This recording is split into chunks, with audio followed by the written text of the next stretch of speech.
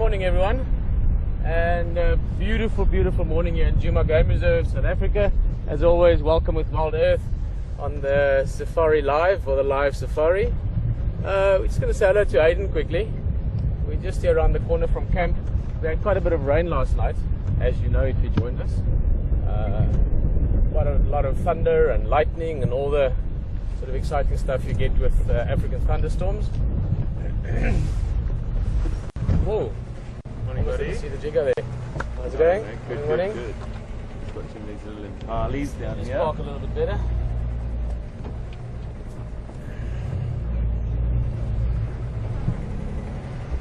No. Morning, everyone. Well, guys, just haven't even had time to introduce myself. My name's Peter. I'm HT. HT and VM, a nice view there of VM as well. Fantastic. Come on, VM. Hello. No, VM. We want to see you. This is the man that filmed the wild dogs the other day. Actually, both times. Absolutely, Yeah. mate. Absolutely. Okay. Oh, I Welcome. like this weather. Huh? You like it? Or, yeah. I love it. Yeah, it's Yeah. beautiful. It's beautiful. It's a good chance that our whiskered friends will be out a little bit later this morning. It's nice and cool, mate. Hey. Yeah, no, this is leopard weather. Huh? Yeah. I think we'll be good. Pretty much, as I said, we had rain last night, and I think we're gonna have some again later today. But I think we'll get the most, if not all, of the drive in, and great cat weather. Really looking forward to just driving around. What you're going to head up? Look for those. I want to go for those buff that we saw on the way in. Okay. So I can't guarantee them, but it looked like a breeding herd. We just saw them in the distance down a road. So I'm going to go for those. Yeah. See if there's maybe something with padded feet following them. You never know with buffalo herds. Yeah. You're going to look around this side for some. Yeah. Well, guess what I'm going looking for? Same as every day, Pinky. Trying to take over the world. I mean, find leopard. Yeah. I'm going to go and try and find leopard. It's just a perfect morning for it. So we just thought we'd split up, go two different directions. We might bump into each other later on. But good luck, buddy. Yep. Get into it. I'm We'll talk to everyone. also on the leopard plan later on. Yeah, I mean, But, let's it's sort of an underlying, just always, isn't it? Yes. Always. Right. That's it. Have a We'll good see you drive. guys just now. Yeah, enjoy it. All right. Oh yes, and of course, Brian behind this camera. Yeah, what a All guy. right. Both of these guys. We couldn't survive without these guys. Last into the leopard has to drive a Land Cruiser.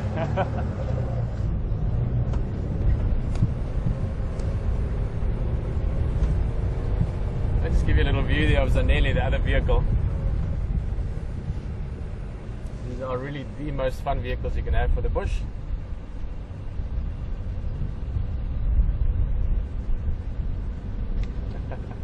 Alright, so HT is heading south, we're heading sort of westish, northwest.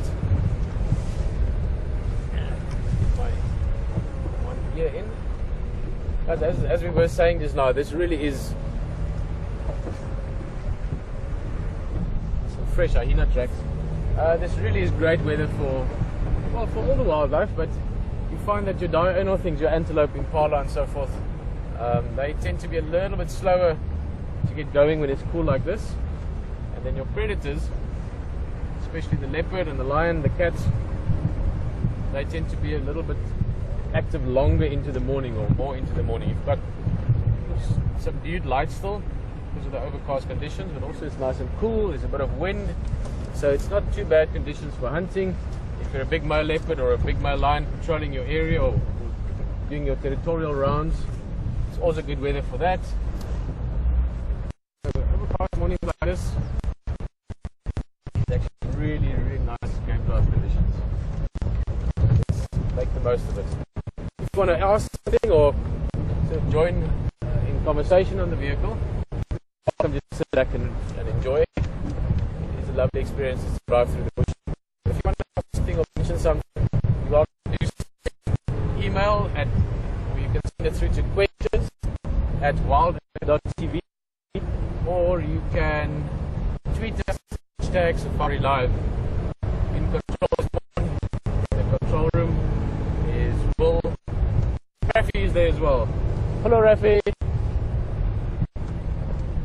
And so both the guys are there. Welcome to give us a shot.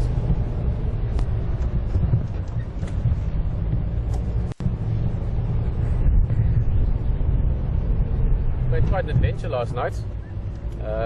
As I said, it did run. We hung around the control room area, and then when the rain broke, we tailed it for some cover. It was quite heavy weather. It was raining hard, lots of proper big lightning, thunder. And when the rain sort of waned a little, it didn't stop, but it became less. Vehicle, and we drove back to camp. So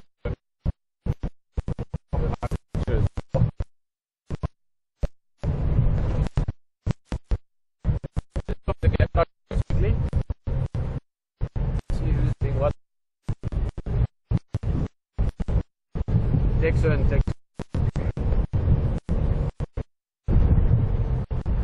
Continuum 4, are you out of?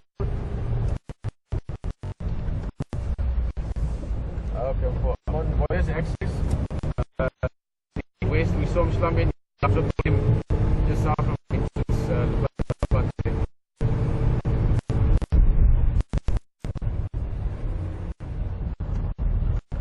Yeah, Hippo.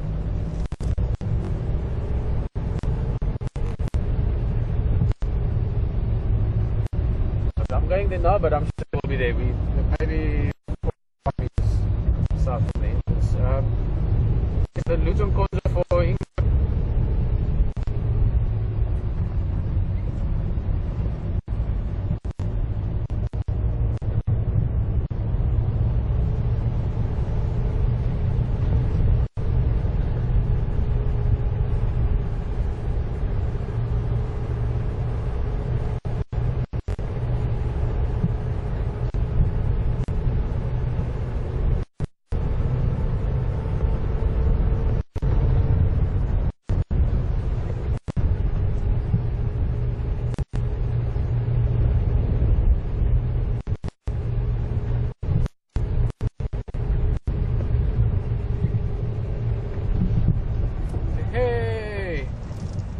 Looking for the buffalo, but they found us. This is great. There's a blue wildebeest as well.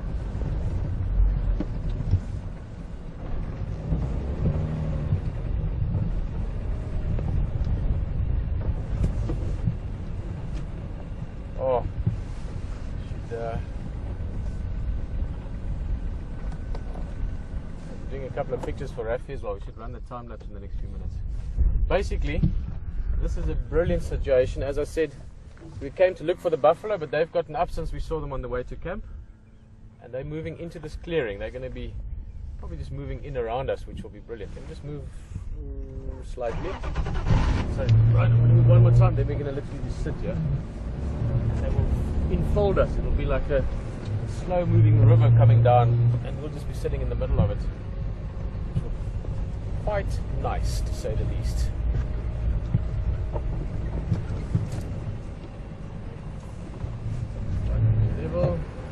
How's that? Are you happy? I'm happy. Oh, I love these breeding herds. Let the game guys know quickly. Texan and Craig again.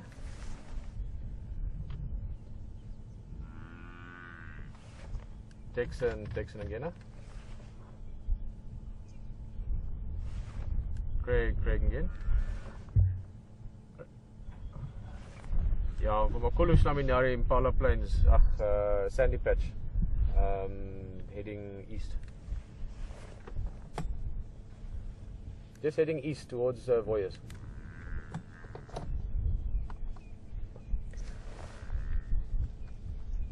Guys, this is awesome. A big breeding herd like this, I don't know which herd this is, but we could be looking at anything from, well, just from what we're seeing now, I'd say at least 100, 150 buffalo, but up to 200-300, that's your typical size for breeding herds. If they stick around this area for the next while and we see them drinking, we'll get a very good idea of how many there are, and then you get to recognize some individuals, and then you can start to get to know the herds. Again, your guys that work in this area on a permanent basis, they will know the different herds. In our case, we can have the fun of discovering that little aspect of it.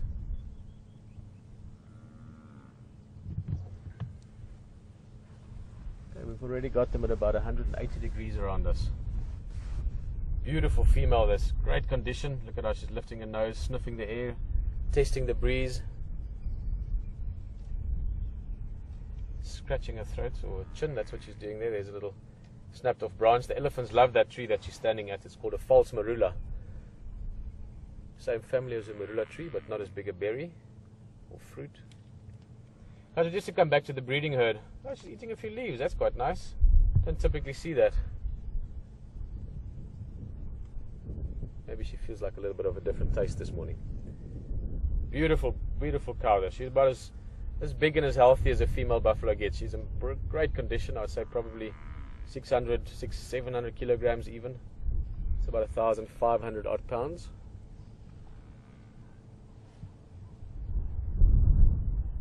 Now the big difference between your breeding herds and your bachelor groups should be quite obvious just from the terminology. We see bachelor groups very often, these little groups of bulls. But your breeding herds, they are the herds where the breeding happens. So all your females typically are there, even the old ones that are too old to breed, even the young ones that are too young. Also mostly your big, sort of in your prime bulls would be with the breeding herds as well. So it's the whole mix of them, and they can be quite big. I mean, they sometimes remind me of, I guess back in the days, Genghis Khan. I don't know if anyone's ever read about him, but I'm messing up with my jacket here. Genghis Khan, they had these massive, what's the right word? Big groups of people moving and being mobile, and just the logistics of that was very important. And the same for this as well. Big groups of buffalo like this. You can imagine if you 300, 400, 500 buffalo, you need to be drinking a lot of water, eating a lot of food. Standing by.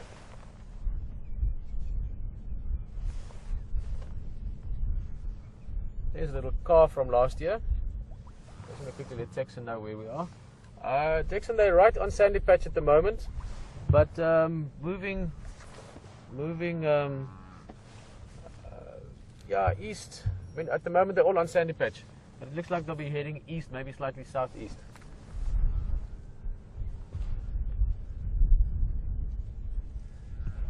Avoid main access, or if you're coming up Impala Plains Road, you'll get them that side also. That's a little guy from last year, so 1 year old. And quite soon, not yet, but quite soon, we'll be seeing the new calves arriving. Buffalo also have like the Impala, like a lot of your herbivores, they have most of the young in summertime. Normally a little bit later than the Impala, but again, we could start seeing the first calves anytime, and that's an interesting time as well, from many points of view. That's a big male. Compare him to that female we saw earlier. She was a female in a prime. He's a male, still in his prime, but towards the end of it, looking at him. Still very big, much more sort of stockily built, if you want. Big shoulders, heavy neck, heavy horns, heavy bosses, those shields on the front of the head, all playing an important part in the ability to compete with other bull buffalo or other males. Your females don't need to fight with each other that much. There's a little bit of sort of hierarchical tussle sometimes, but the big bulls go into serious fights, whereas the females use their horns mainly just for defense. In other words, they would be able to chase a lion away or a leopard away from their calf possibly, and every so often in the process you could find that that the females can even hurt, even kill lions.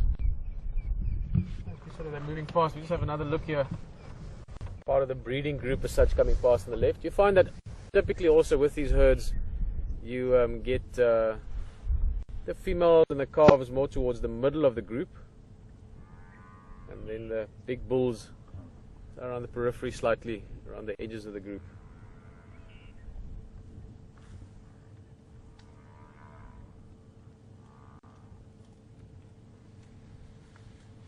You can see the horns, not as heavy as with the males, especially those front parts, the ones on where the horns sort of join the skull. She likes us. Hey?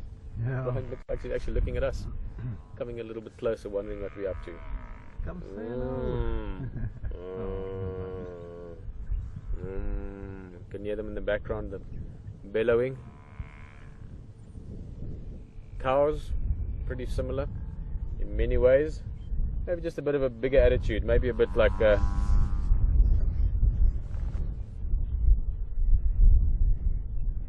anyone from Texas? Anyone from Texas this morning? You get in the older days, whoa, there's a bit of one cow chasing another one just to make a point. That female was just chasing another female, probably just a bit of a reminding who's who in the zoo. Sorry, why I was from Texas. You get not so much now. I think there's still people that breed them for certain reasons, but you used to get the Texas Longhorns, which were sort of quite tough, quite feisty cattle. These would be like Texas Longhorns on a serious gym program. Buffalo really are, of the big five, probably the most deserving of the term in the original context of the word. These days, of course, the term big five refers just to species and to the big animals to see.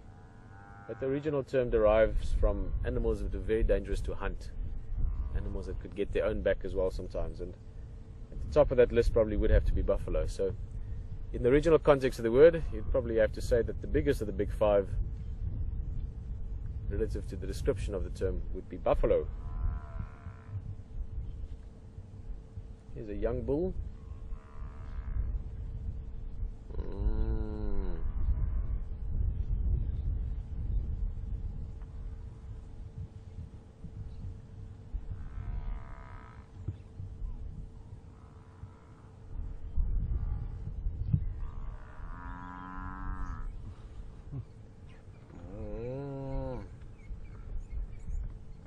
You can see the overcast conditions as well. It's almost still dark around us. We've got thick cloud sort of engulfed the whole area. So I think we can have overcast conditions the rest of the day and probably some rain at some stage. There's a beautiful view of the tail end of the herd. You can see some young ones in the back. The younger calves also tend to have that sort of slightly more of a reddish color. Look at the birds flying in there. Awesome.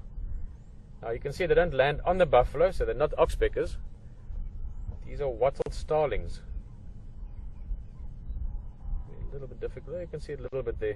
And all they're doing is, you can see, look how they're following the buffalo. A little bit like the hornbill that we discussed with the Drongos. They know that the buffalo is moving through the grass. It's disturbing insects.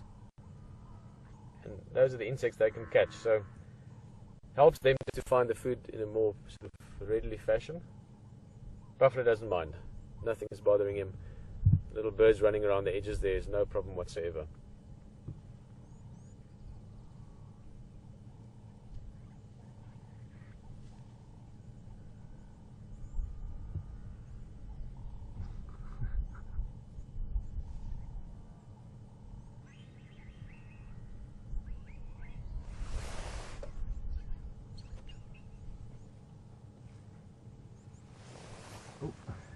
What's that? He tripped. Oh, is it? That's watching you to our right. There's a few more. This is the sort of tail end of the herd. As I said, I didn't actually get a count as such. They were sort of moving through in bits and bobs.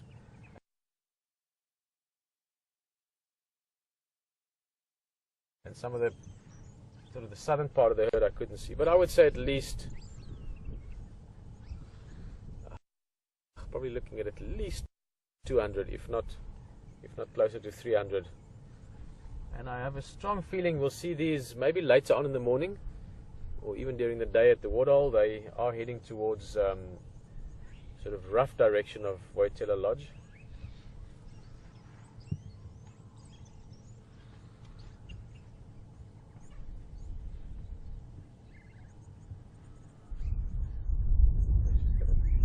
There's an oxpecker, the bird on the back there. Red-billed oxpecker.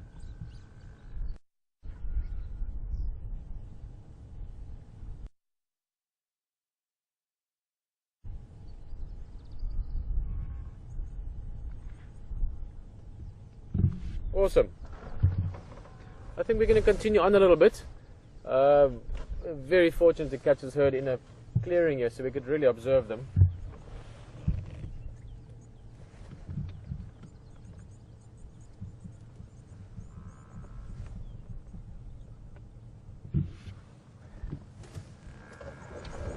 We're going to move on slowly. It's a question there from, it's a great start. Really nice to see the buffalo herd. Caroline, morning Caroline. Tiltman, couldn't quite catch the surname there, sorry, the radio's breaking up a little bit. Caroline just asking if buffalo are bigger than rhino or hippo. The short answer, no. The slightly longer answer, the only rhino that's close to them in size would be the black rhino. The black rhino bull is about a ton and the big buffalo bull is almost that. So they're probably slightly smaller than black rhino, but very similar in weight. Hippos and white rhino are much bigger. I mean, a big white rhino bull will be twice or even slightly more than twice the size of a big buffalo bull, and the hippo also substantially larger. I just want to give it a little check. Now, it's my feeling, just we haven't seen that many lion yet, but I don't think there will be this morning, but I'll explain just now why. But quite often, if you have herds like this, again 200-300 buffalo, you know, there's some young ones in the group, there's some old ones. I saw a couple of the old cows there that will probably make it through summer because we've got good food now, but you can get they're getting on in years as well. So very, very often you have lions behind buffalo herds like this. Depends on which prides, depends on what they hunt. You get some prides that are experts at hunting buffalo, and then you get some prides that don't hunt buffalo that often. But it's always very good to check behind the herd and see if there isn't something following them. The reason I don't particularly think so this morning, but you never know, but why I don't think so this morning is there were some tracks found further to the, sorry, I'm just watching the tracks here, further to the east, and there was also another breeding herd found of buffalo. So my guess would be that the Nkuhumas at least are further east in that vicinity. There are buffalo around there, and I don't know of any prides that were in this area up until last night. So not that likely, but you must always check. The chance is always 50%.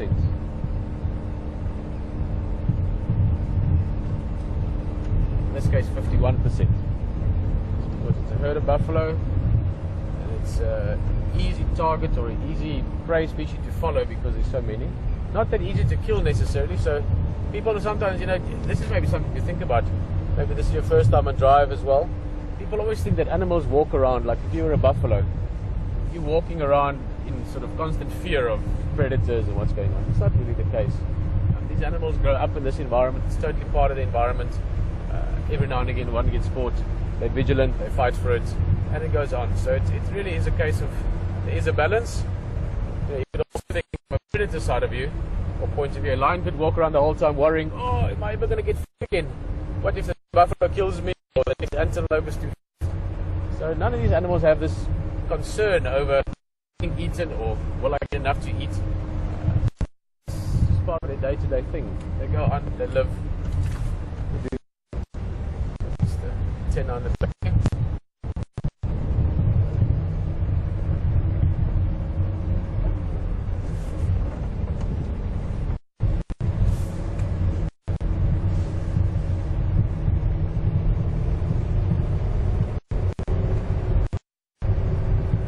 Guys in the west.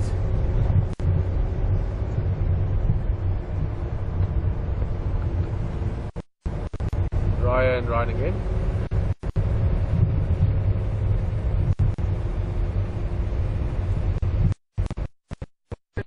From mobile here. Wait access game area. Any updates for Tuesday?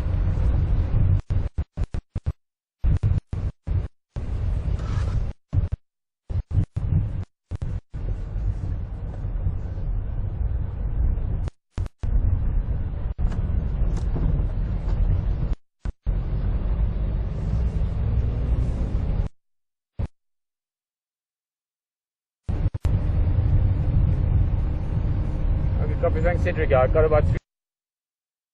Confirm then Garland Corn's heading west, huh?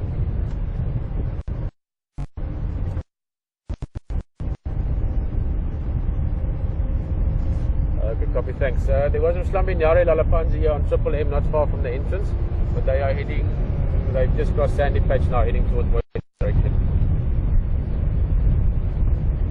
Copy. Alright, well we're going to drive this boundary road a bit.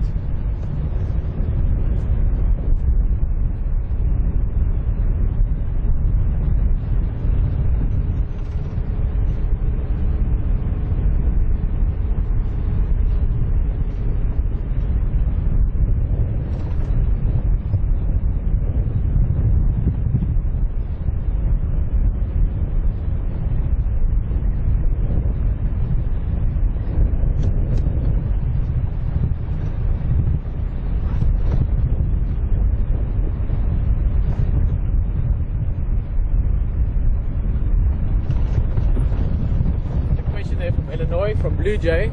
I presume Blue Jay is a nickname. Quite a cool name though. Isn't a blue jay a little bird you get in North America? Blue Jay is asking what kind of diseases buffalo can get. She was noticing a couple of those cows looking a little bit thin. Yes, it could be from disease, but also just from age. I saw a couple there that you can just see they really are long in the tooth. And they've had a long, rich, but probably quite a hard life behind them. Being a buffalo or being anything out in the wild, you've got to be quite tough. Bovine TB, foot and mouth, which is probably the most severe one in terms of control of movement and so on as well. It's one of the reasons that you don't find buffalo in many parts of southern Africa anymore, because people want to keep them out of there exactly because of foot and mouth disease, because it can affect cattle. Two main diseases that you find with them. And then of course it's the old age. Teeth wear down, you can't eat your food so well anymore, you can't chew it as well. Buffalo are also ruminants, so like impala or giraffe, they need to eat their food, regurgitate it later, chew it again, break it down. So if the teeth start wearing down, they can't get the maximum nutrition from food.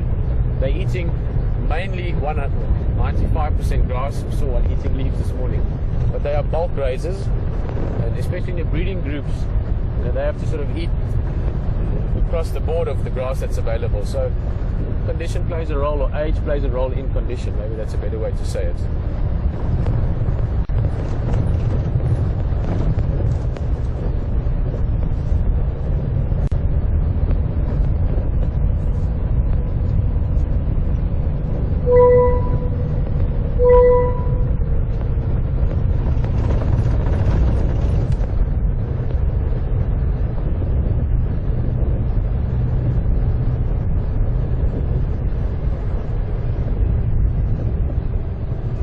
Game drive vehicle. Just want to see who this is.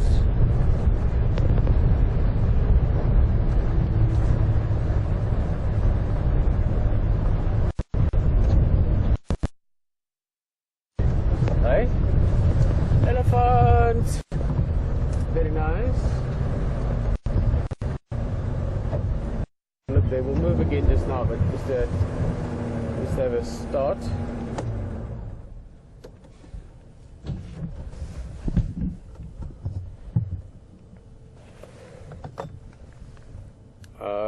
Game Drive Mobile Triple M, come in.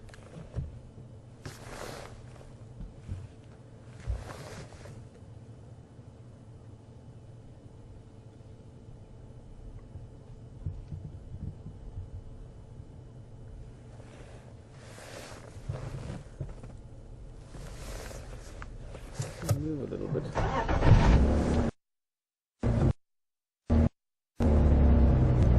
Smaller slum in Law, just moving into Western Gari, just south of Samambili, Arethusa Katlan Junction, Triple M.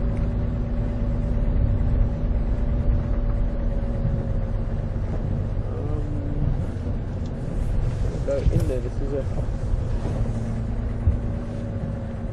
deep bumps here.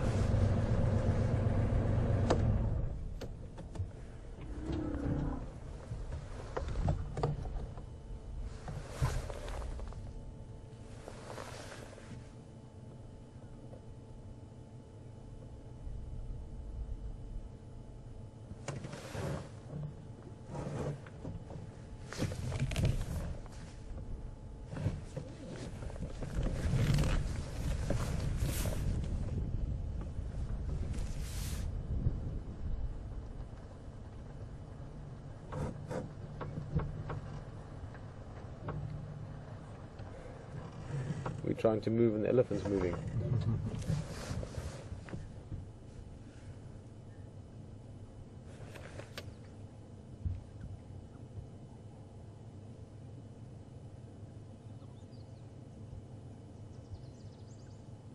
But I think I'm going to move on a little bit. Can't see too much of these guys, it's very thick in there. And I want to make the most of these early hours. We find some other elephants. If you know me from previous drives at all, you'll know that I love elephants. I can spend the whole morning with them. Let's go and some others that are more. Also want to to this early morning time. This first hour and a half of the morning drive, or the sunrise drive for us. I know know for many of you it's quite late where you're sitting, but you're sitting with us, so you're enjoying the sunrise here. It really is a fun time. There's a lot of activity still in weather like this, especially in weather like this. I would absolutely love to find a leopard. I know HT is looking around. He's scouring his favourite areas there towards Twin Dams, which is sort of in a way where I'm heading as well. I really want to see, try and find some cats this morning. There were some lion tracks in that area, cheetah cut lines, so I want to look around there.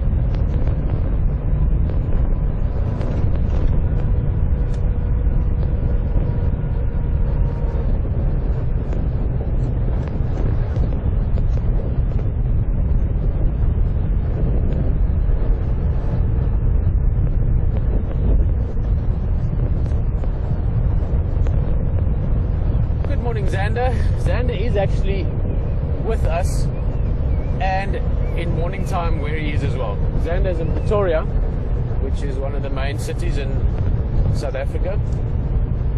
Xander, nice to have in the vehicle again. You ask nice questions. Xander is just asking, why do elephants give birth to calves any time of the year? We just the other day, for instance, saw a tiny baby elephant, but then we've seen the elephants are 4 months and 6 months and 8 months old as well. So they do calve throughout the year, as opposed to things like impala, wildebeest, buffalo that we just spoke of, having a young mainly in summertime. Xander, I think there's a really long answer to it, but the understanding of it is that your antelope and your buffalo even, they mate now to have their offspring within the next calendar year. In other words, impala and so forth, your smaller antelope normally have around about a 6 month, 6.5 month gestation, going up to about 7, 8, 8.5 months for your bigger antelope and things like buffalo. So between 6 and 9 months is your gestation period. That's the period that the female has to carry the fetus before it can be born. And they can have their offspring once a year. So they're getting into a routine or a rhythm, if you want, where they can have those young ones in the summertime, and over time that has affected zebra tracks. Over time that has affected the breeding behavior and the courtship behavior and so forth. And it is the best for them to have the young in the beginning of summer. That's when the food is plenty or plentiful, when there's lots of water. The mother can be in good condition to provide milk, which gives the offspring the best chance to get through those first 6 months, which is the most crucial time. With elephants, they've got a 22-month gestation, so you're looking at about 2 years. And the mating can take a while, and find the right bulls and so forth. So you're looking at a process of between 2 and 3 years minimum from when a female can actually have offspring until when she has. And it's more important to have those when conditions are alright. Meaning, the female is in good condition, she is an estrus, there is a bull to mate with, and then have the offspring. The habitat conditions or the seasonal conditions won't have as much of an effect on elephant as it would on your big herd animals. A buffalo group of 300 animals, 300 buffalo, they've got to eat a lot of grass.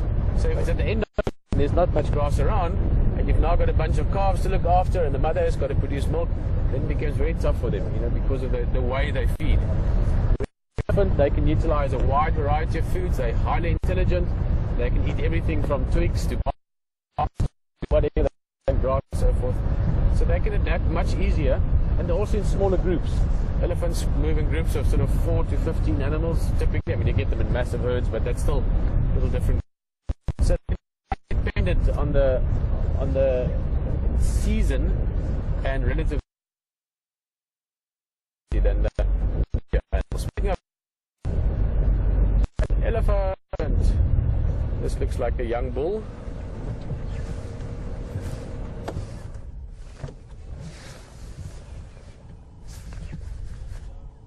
Morning, Hippo. Good, good.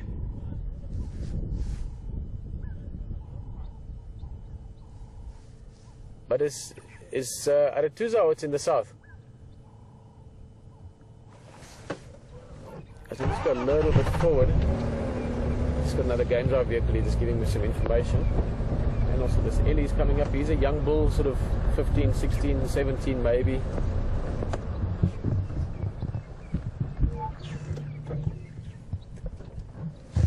Charles? No, Luther, we just book and loaf. Yeah.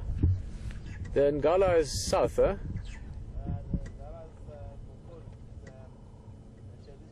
Yeah. Too far. Okay.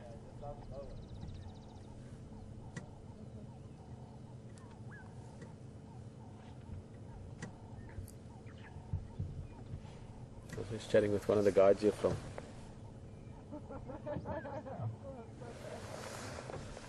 one of the other lodges.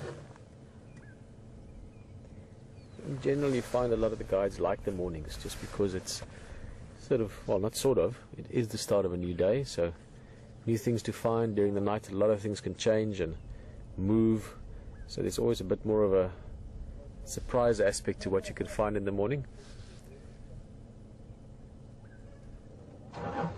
And I've always been a good morning person. Luckily, it's a bit of a tough job to be guiding and doing this sort of ranging jobs if you don't like the mornings, because you do get up early. Most lodges you would get up in summertime 4:30, 5 o'clock.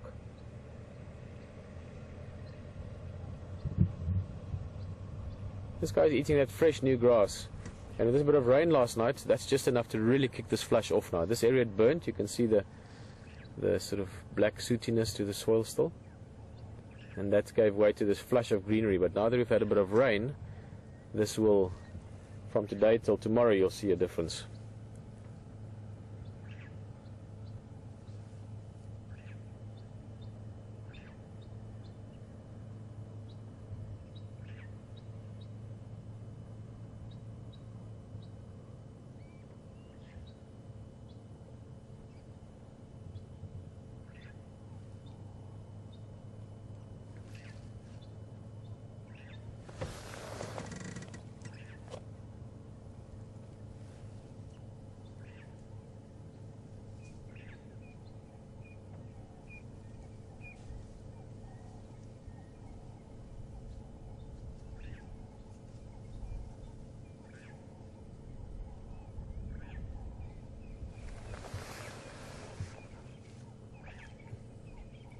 You can see the slightly rounder head there, just from the side profile. It is something that's not that difficult to confuse sometimes. Younger bull elephant and female elephant. I mean, once they get to sort of 25, 30 years and older, the bull elephant tend to be noticeably larger than the females. But at this age, I mean, you could have a female that will be a similar size to this, but the bull tends to be a bit different. If you can see them standing like this, the bulls have got sort of taller shoulders, and you can see this guy is still young, just looking at his sort of the rest of his body. A female this height would already be in her prime, so she'd have a much heavier sort of aspect to the body, especially to the rib side, you know, to the sort of main side of the body. There's one coming from behind us. Aye. Oh, is he coming across? Let's have a look at him. I'm still getting to know the elephants in this area again. I'm hoping to find in all the reserves, everywhere that I've ever worked and guided, there always was at least one or two elephants that I got to know. That's alright, mister, we're just turning. And inevitably you find those bulls that hang around certain areas. Sort of every lodge has a couple that they get to know that tend to be extremely relaxed and comfortable, and sometimes even sort of, I was going to say in a lazy manner, interested in vehicles and people. They'll come and stand close by and eat the bush next to where the car is, just to have a little look as well. Oh, this one's gone to hide now. Yeah, this one is doing the, look, I can disappear behind a bush. These are both youngsters though, so they're normally not as confident as the older ones yet. They can be a little bit more rambunctious as well, and sort of give you a little mock charge and a shake of the head. All in posturing, not in necessarily aggression, but they... What is he listening to? Both of them suddenly stop to listen. Resting a foot.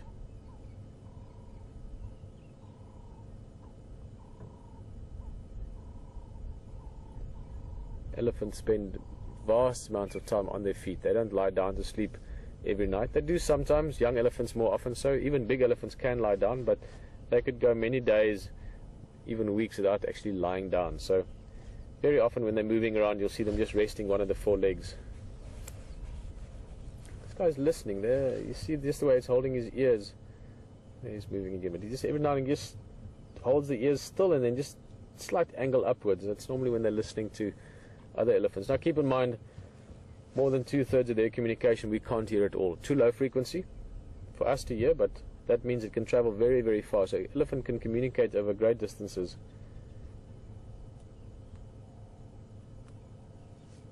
He's smelling there a bit. Tip of the trunk just testing the breeze.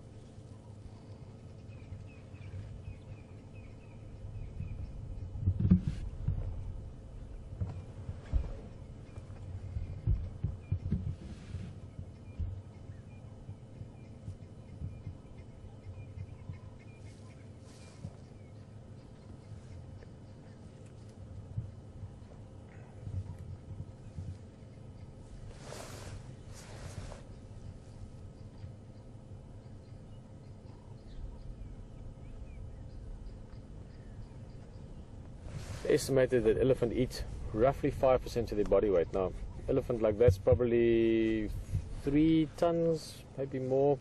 Let's say probably 3 tons, maybe closer to 4 even. Let's say 3 tons for the sake of the discussion. So that means this elephant will eat in the region of 120 to 150 kilograms. That's 300 odd pounds a day. I think of 300 pounds of grass, especially the short green grass he's eating at the moment. So you can imagine why they spend 14, 16 hours a day feeding. But I'm going to move on slightly. While we're sitting here, I don't know if you could actually hear it, Brian, maybe you could hear it as well, but there's some Franklin guinea fowl calling off to our right here. They're not calling, you know, they're calling it sort of, what is it called in America, like DEFCON 3, DEFCON 4 maybe, it's not 5 yet. It's orange alert, not red. But they are calling. And I know that there's a little bit of a road net. This is what we're looking at, the guinea fowl. It's not these ones that are calling, but just to give you an idea what the birds look like. Beautiful bright blue heads, little red helmets on the top, which is where the name comes from for the species.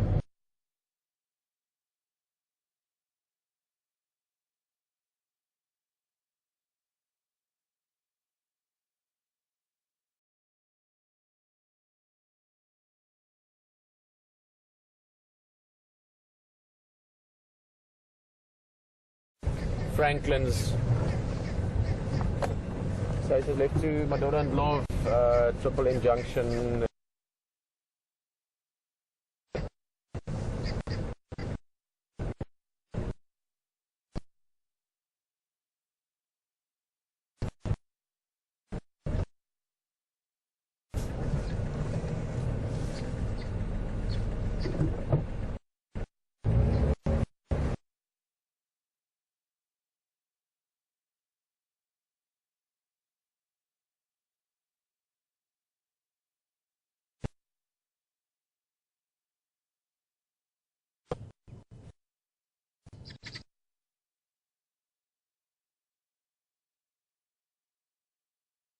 Where they're looking. Brian, if you can see the you're a bit higher.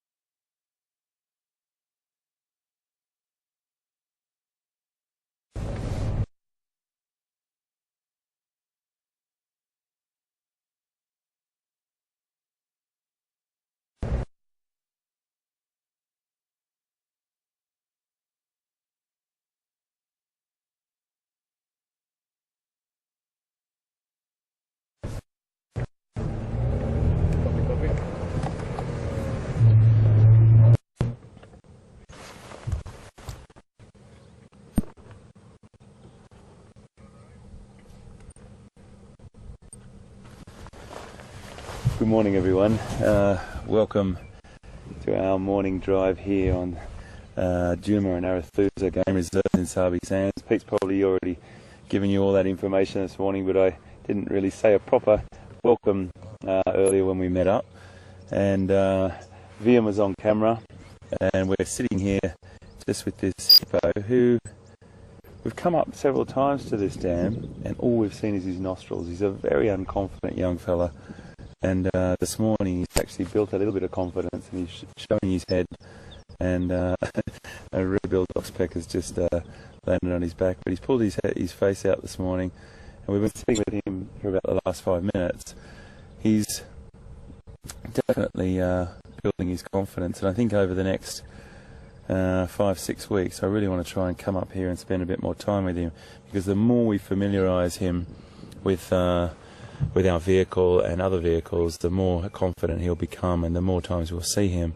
He's got a fantastic oxpecker sitting on his head there, but he's definitely come out of his shell this morning. He's popped his head up several times. He's sitting there completely okay. He's not sort of moved off to the other side. As I say that, he goes under, but he's definitely look at that. Oh, fantastic. He's only a young boy. You can see the size of those tusks, those teeth. He's a non-breeding bull that's been potentially ousted from the herd. It's interesting, you know, when you watch hippos in a large congregation of hippos, there's a great tolerance in the water. Males will be tolerated even amongst cows, as long as they behave themselves, and they'll be tolerated by the dominant bull. So that's great, but if a young bull does have a tendency to overstep the mark and doesn't behave himself, he will be ousted from that particular location. And they can end up living in a bachelor group, or they can live a solitary existence. So he's got this pond, this dam to himself at the moment. That might change, but at the moment he's on his lonesome. But we need to get to know him a little bit better, and hopefully over this next period of time we're here, we can build his confidence to show his face a bit more. At the moment he just looks like a bit of a log in the water, but he will raise his head any second now. There we go. You can see how it's perfectly designed. Those ears, eyes and nostrils right on the top of the head there. That's all he has to really bring out of the water is the top of his head, and he can see, hear and breathe, which are the three main senses that he uses. And hippos prefer sort of gently sloping water courses, whether it be a river or a dam or some big area that they can easily nurse their calves on a sort of the shallows on the edges, and then escape predators if need be. But when I say predators, the predators would only be really threatening the youngsters, and that happens very rarely. Hippos are a formidable opponent. They really don't have to worry about too much at all, and they have the safety of water as well, which is a great tool for them. When they're in the water, everything's okay. When they're out of the water, they're a little bit more vulnerable, but an adult hippopotamus doesn't really have to worry too much about predation. They'll go out of the water singly during the night, but mothers and calves sometimes can be a little bit more close together, and they'll go off up to like maybe 5-6 kilometres away from their water point, grazing for up to about 5 hours, and then make their way back in the cool of the morning or early in the morning back to their water point and digest during the day, and have some social sort of time in the day, because they are very social creatures. They're just great. They're fantastic. A large amphibious mammal that's probably one of the most odd-looking hoofed animals we've got. For the bulk of the body size, up to about 3,200 kilograms, which I think, at a bit of a guess, about 7,000 pounds roughly, which is a pretty big beast at full size for a male. But with these long these short spindly legs that carry their their body. At the moment we're just looking at what looks like a log, but he will raise his head up. It's good just to sit here with him. We're doing a fine thing by just sitting here and being in his presence, by habituating or familiarising him with us. So I'll just wait till he raises his head. We'll say farewell. He's definitely going to become a bit more confident over this time we're here. And I just wanted to stop here and show you him, because we see other hippos down a bit further and they're a bit more confident, but this boy I'm taking a bit of a shine to, because I've only ever seen his nostrils sticking out of the water. Every time we park up on the dam wall there, all he does is puts his nostrils out of the water and then removes himself. So that's great. Okay, well, we're going to move around now. I'm still looking for a leopard. It is a beautiful, beautiful temperature. Great leopard temperature. Or the cats are probably going to be on the move. I'll always hear if Pete gets up to anything. So we'll stick with him as well. But I'm just going to drive around Juma a bit more now and see what else we can come across. Now, yesterday was a very eventful day. Just stand by, everyone, for me, please.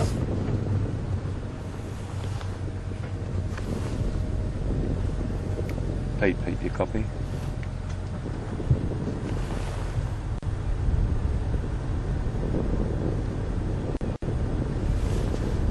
I'm at treetop there, mate.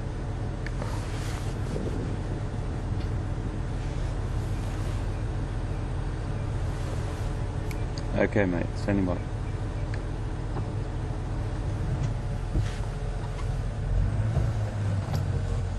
So, thanks everyone. It's just Pete talking to me, wondering where I was, and just so he doesn't cover the same ground as I do. And we will carry on. We might cross Pete's path, and then we'll carry on back over to... I'm going to head over towards that dam that we were heading to when we saw the wild dog, and just see what sort of action's around there, because that's where Mvula was as well, the beautiful big male leopard. This sort of area here is the quarantine males sort of territory. Everything's a bit all over the shop at the moment, with quarantine establishing his territory and range, and Karula, she was sort of over this over a little bit further as well. So there's lots of action going on. I haven't seen leopard for about 3 days now. So as I said to you yesterday, I've got a bit of leopard withdrawal going on. But we did have an incredible action-packed morning yesterday. Seeing those wild dogs hunt again, incredible privilege to be present when that happened. And those pups are doing very, very well. It's just a great thing. It's just so much action happening at the moment.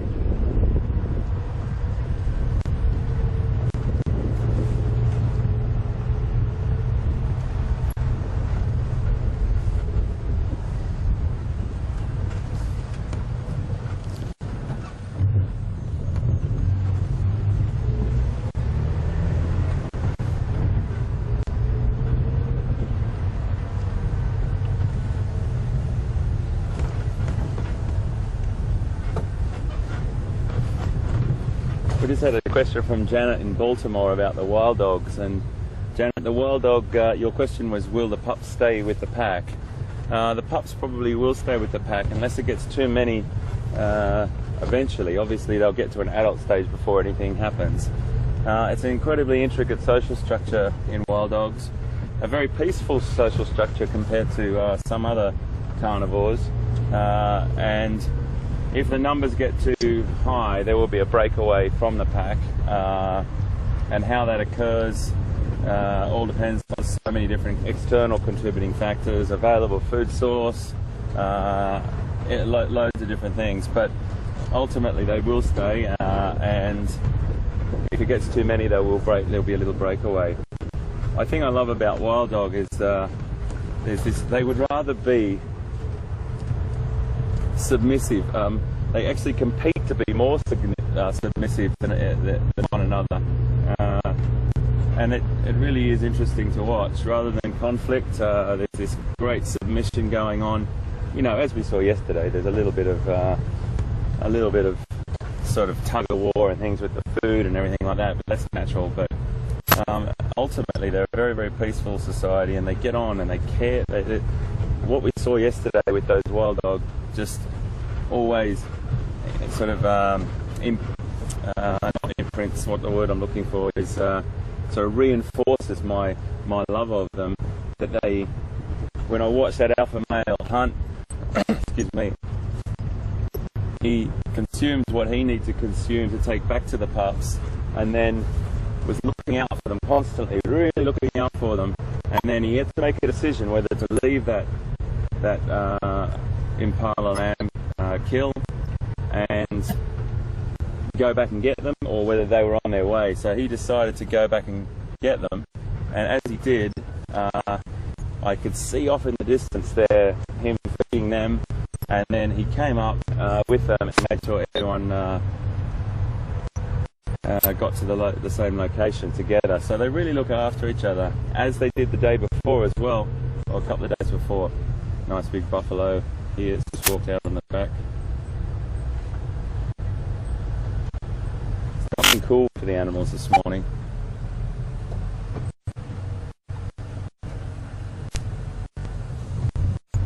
He's probably got a couple of boys around here, I'd imagine. Yeah, there's another one coming through now. They're all making their way down now. There's a couple there. I think you've seen buffalo this morning with Pete, but it's always great to see these bachelor groups. There's one just coming through this little bit of open woodland here. He'll walk out on the road. I'm just going to hold back here so I don't interrupt their grouping. He might run across the road a little bit here because he's the last one. I think he's okay. Making their way down. If you just pan around VM down to the right there, you can see a nice little bachelor group through that little clearing there, all moving down. It's a nice grazing area.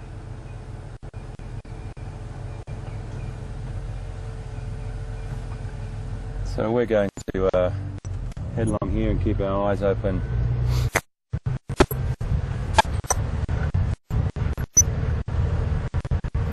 For leopard. And I'm sorry to say, gentlemen, but I'm coming your way. So let's just wait to see what they're going to do. He's going to move off to the right. There's a nice bunch of bachelor herd here. We do see loads of buffalo on the reserves. And they're very healthy. There's a really healthy population. There's a lovely small herd of kudu cows over here as well.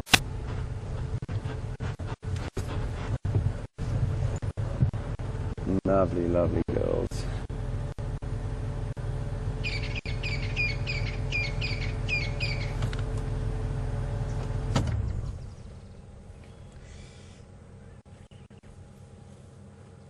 I love these little dry riverbed areas.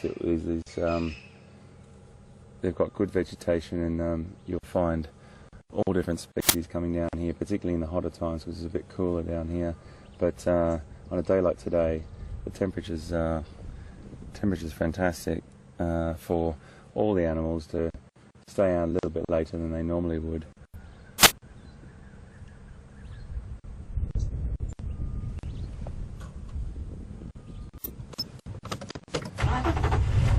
So we're going to traverse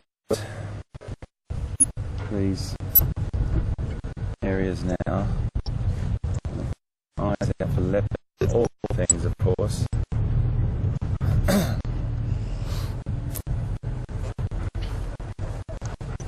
Good morning.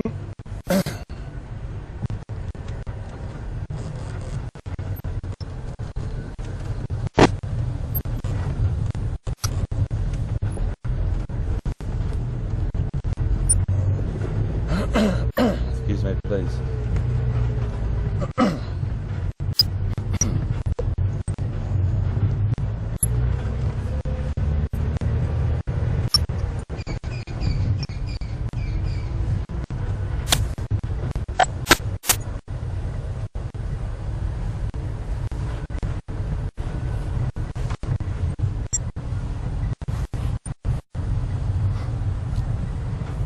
have to drive through this country very slowly.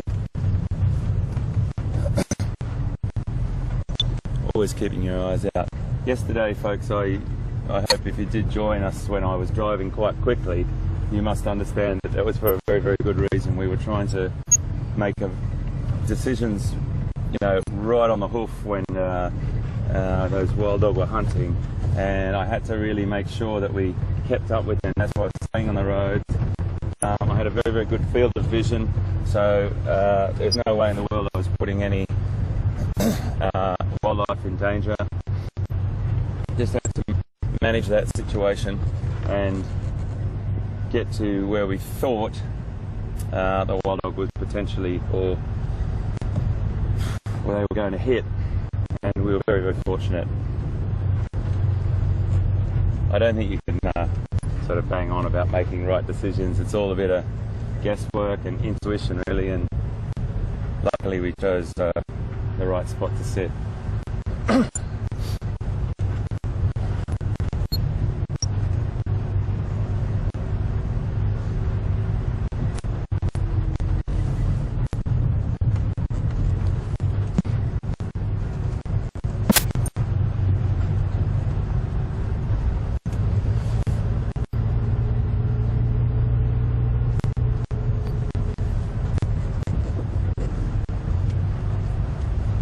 We'll just head along this way a little bit, and then we're going to come up to a border of the reserve road, and then we'll just take a left and go back in again. It's just nice to crisscross through the reserve.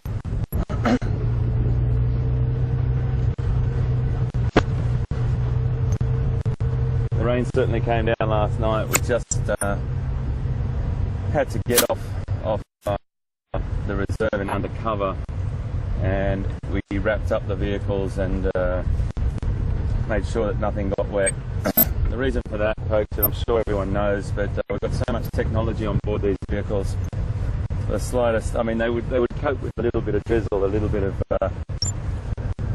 light rain, but if it came down like it did and we were caught out there, it would be certainly a recipe for disaster. Great to see Pete's vehicle back on the road as well, so we're both mobile now. We can cover a lot more ground. But then I have to say, the other day when we saw those wild dogs on the dam hunting, that was quite fortuitous as well, that we shared that together. It was great to be sitting watching that together.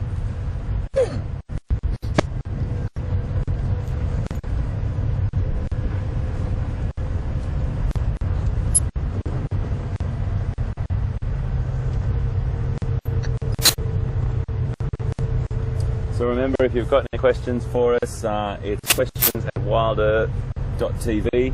That's questions@wildearth.tv. And if you want to tweet us, it's hashtag Safari Live. And we're happy to answer any questions we can. We try to get to as many as we possibly can.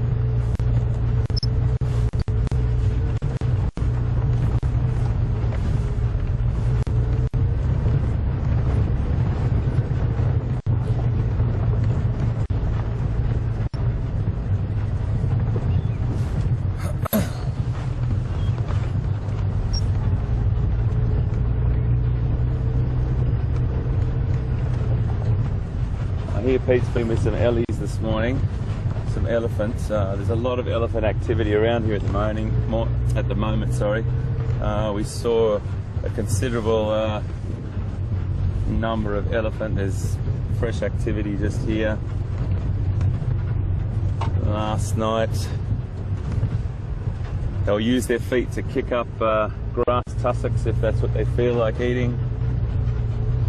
You see a lot of activity, like an area where very, very flattened earth.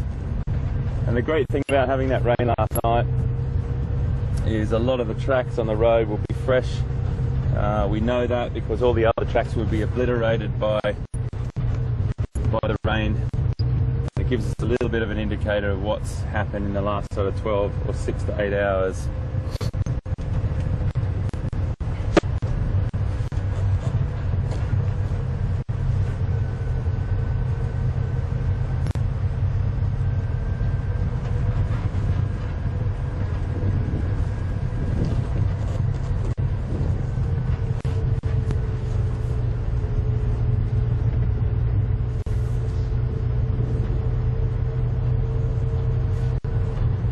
So I just want to reaffirm, and most of you that have been with Wild Earth for some time, and you true die-hard supporters, which we always say hi to, and for new people as well, that's their first or second time on safari with us, your support is incredible, and exactly why we're here. Having you on board with us is what this is all about. For Pete and I, it's sharing this information and these experiences live. But we sort of talked about it a couple of nights ago. We had a really sort of quiet Sunday afternoon drive where we saw some lovely animals, that's for sure, but it wasn't huge sort of action or excitement, and that's the way it is sometimes. You'll just drive around and see as much as you can possibly see. I'm going to take this little left hand down. Occasionally we might drop out as well. The signal might drop, but if that occurs, please try and stick with us. And we do come back as quickly as we possibly can. It's just when we go down into these low points, we lose signal a little bit now and again.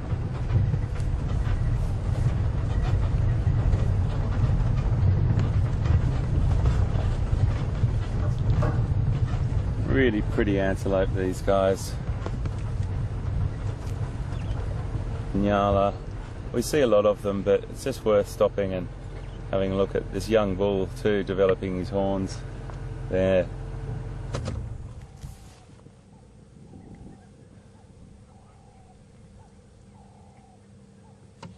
Females, three females.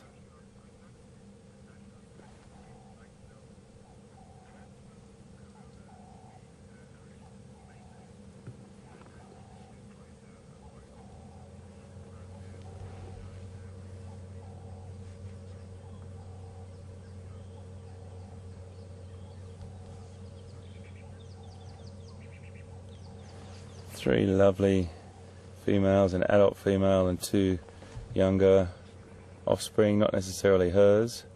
There could be another few females around. They form loose groups through this open woodland, and it's the preferred habitat for them, browsing and occasionally grazing as well, and just resting in this really nice weather. Just got a question from Natasha on Twitter. She tweeted us, when will Karula be ready for mating again? And the answer to that, Natasha, is any time now, really. From now on, her two offspring are well and truly off doing their own thing, and it could be any time now. So who knows what we'll see over the next few months. It'll be really interesting to watch that space, and you know, we get great information from all the guides on the reserves, the guys that sort of eat, drink, sleep this location, and they share as much information as they can with us, and it's really helpful to know what's going on. And anything that we do here will definitely update you, Natasha, and everyone else for that matter. So the answer to your question is any time now, and fingers crossed that does happen, because it'd be great to have some cubs happening, that's for sure.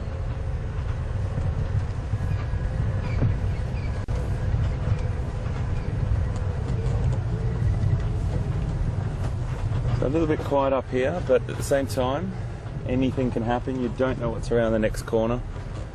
We always say that. Yesterday started off with a young elephant, or a bull elephant, and then came around the corner and there was wild dogs. So, hey, there's some buffalo as well. A lot of buffalo around this morning. Another nice bachelor herd. Look at all these guys.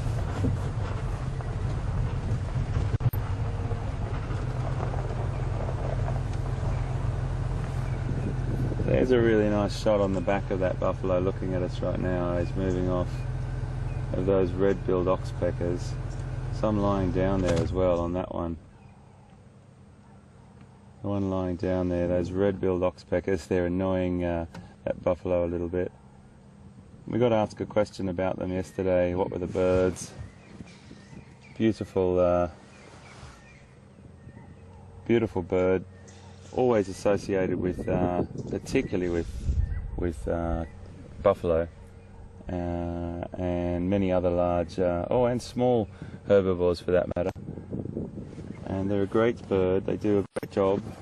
They assist with the removal of ticks and loads of other things from the animals. I'll just give you a little look at a little sound of what listen to to what they sound like. And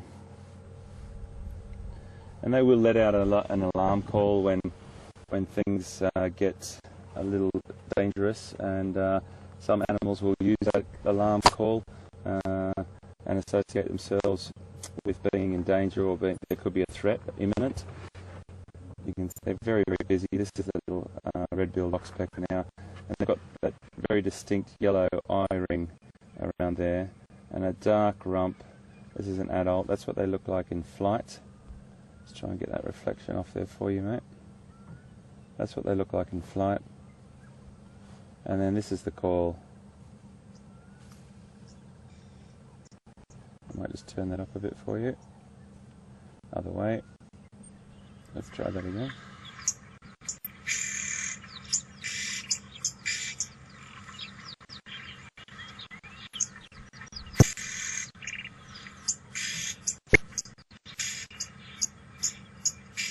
So that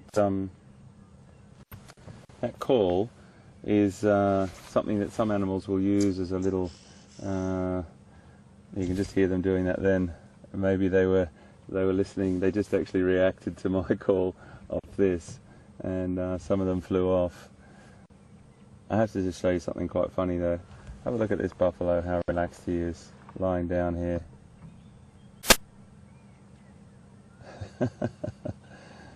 Just lying down on the side of the road there. I'm terribly sorry I'm going to have to disturb you, my friend. But red-billed oxpeckers are great birds, and we do see them all over different hoofed animals, and they do a fantastic job by removing parasites and ticks off the animals, but also can be a little bit bold when they start to drink blood out of an open wound, and can keep that wound from healing. So you'll find that a lot of animals either swish their tail or try and get them off open wounds, but allow them to go into their ears and remove ticks when they're just lying there. Now this young bull has he's realised that I need to come through. I'm just going to take it very slowly. I'm so sorry to disturb you, gentlemen. Sorry.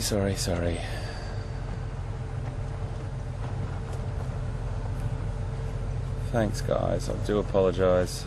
I'll be out of your way. There we go. Really nice herd of bachelors. They are a formidable force. That is like taking on an international rugby team. You are going to have the heart the size of a lion to take on those guys, but you know, lions potentially might, but I tell you, they'd be really hungry to do that. Very big force of buffalo right there. So let's keep looking. We never know.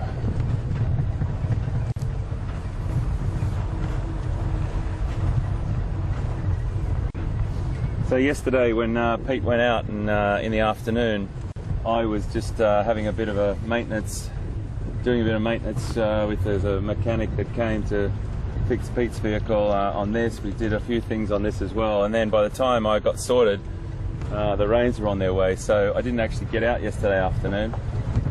And interesting to sit and watch that storm come in. It was spectacular, absolutely spectacular. Some amazing lightning as well. And I have to say, one of the shots, the last shots I saw of that bright Brian and Peter were shooting of that kudu cow on with the background of the beautiful sort of coloured sky. It's just great to finish on. So we are getting the storms, and we'll get many more as well. But we'll try and dodge them for you, of course.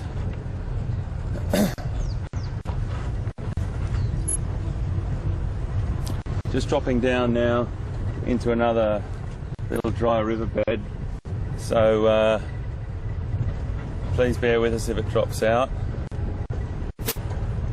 Just looking down at my location map here.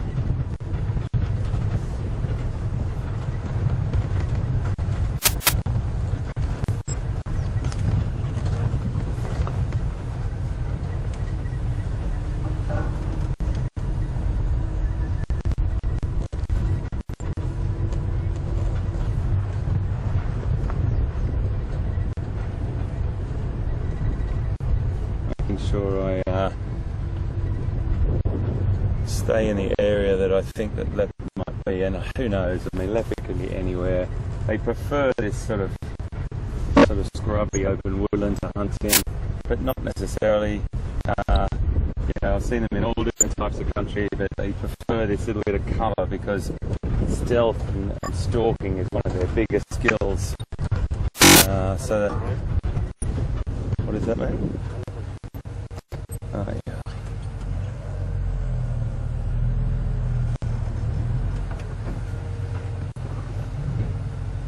Lovely elephant here. Young bull. He's in beautiful condition. Absolutely beautiful condition. And I don't mean to detract from the beautiful elephant there, but look above him. In that tree is the elusive fork-tailed Drongo. See the little black dot there? There's that little bird we've been looking for. They're everywhere, but they never stop still long enough. And the reason why he's sitting above that elephant is because he is opportunistic and going to try and utilise the elephant's disturbance to vegetation and trying to pick up any insects that he possibly can. From the elephant. Now, the great thing about the fork-tailed Drongo is they're very, very clever little guys. They will do exactly what he's doing now. Any buffalo or elephant or any animals that are kicking up some vegetation or breaking down some vegetation, he will try and get anything he can from this situation. There you go, down to try and get a small insect there and just back up on the tree there. And he'll probably stick with this elephant for a little bit. He also will be present at fires, at bushfires or control burns, and he will again utilise that situation to get as much, look at that, just pop down again to see what he can pick up as the elephant brushes past. Now the other great thing about this little bird, wherever he's gone, is he still sitting there? He's still sitting there. We'll see if he follows on to this elephant, but he's a beautiful bull. He mimics calls, not the elephant, the Drongo that is, and he mimics the calls of other birds, particularly birds of prey and other small mammals, carnivores, either some of the small cats. He will mimic their call.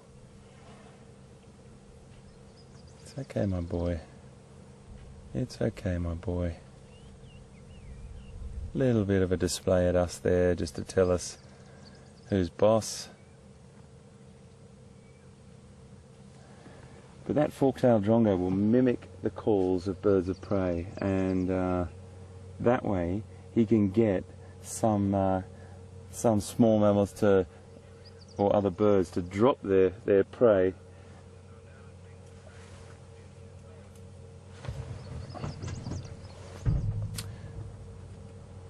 What he will do also is drop down then and try and steal the insect from another bird or another small mammal that's got it. So if a small mammal's got some insects or invertebrates that it's hunted, the fork-tailed Drongo will mimic a call, try and make them drop their prey, and then scoop up and pirate that prey. So they're a cool little bird. They're a really interesting little bird. They're a common resident. We see them everywhere, but they're always flitting and darting around. So if we see them again, I'll try and. This is the little guy here, and I'll just give you another little look at this on the app. There's a deep notch in that tail there. A deep notch in the tail, which is why they get their name fork-tailed Drongo.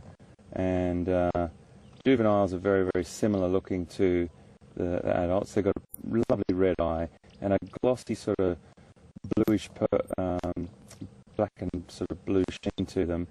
They look like that when they fly. And during molting, they've got sort of a double tail there. But this is the sound that they make.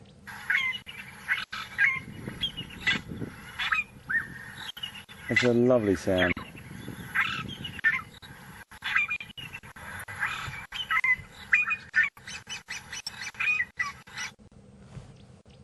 And that is a fork-tailed Drongo, a common resident, and nothing too dramatic in the bird world, other than it's a great little bird to know and a great call to know, and they're real characters, and they're always flitting around animals waiting to see if there's anything kicked up, but as well being that great mimic.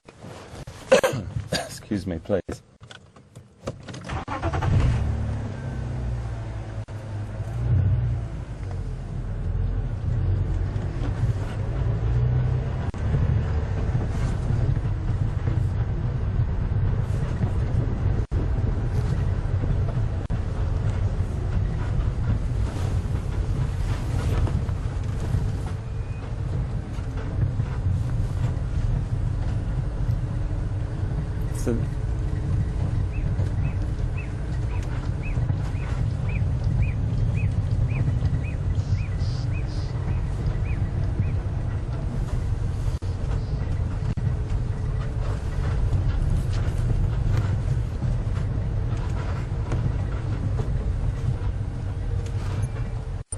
Some more Nala.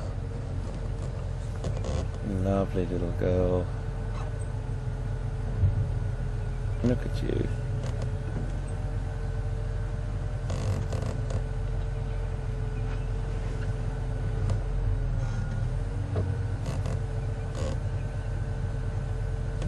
Beautiful little antelope. Just feeding down here. At the same time, they can definitely be in a precarious position there, because this is exactly what leopard love, this sort of area. Now I'm just going to do a little bit of negotiation here. Just watch your head look. Okay. Watch that aerial.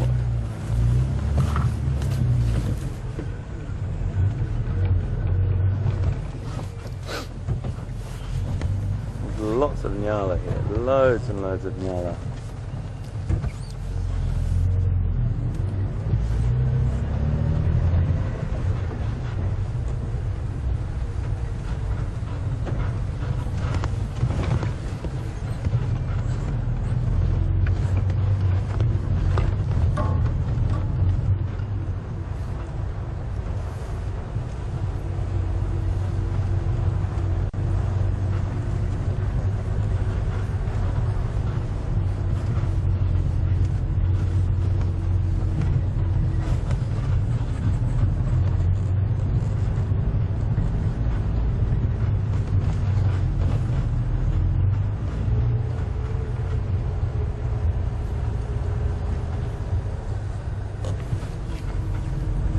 Got a good question from John Berryman in Manhattan Beach, California. Hi John, thanks for your question.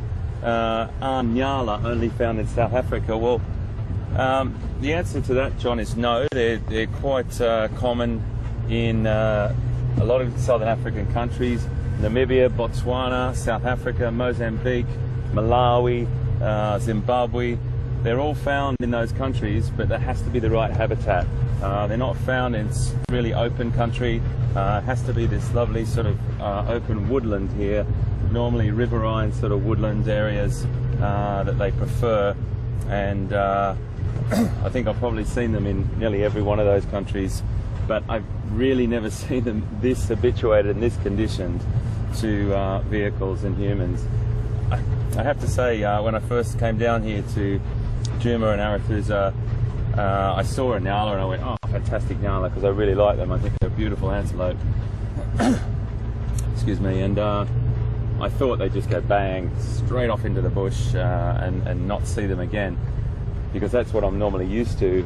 But here, they're just so familiar with the vehicles, and they just stand, as you saw, they're about 5 feet, 2 or 3 meters away from us, which is fantastic, just fantastic to see, because they're really pretty little antelope.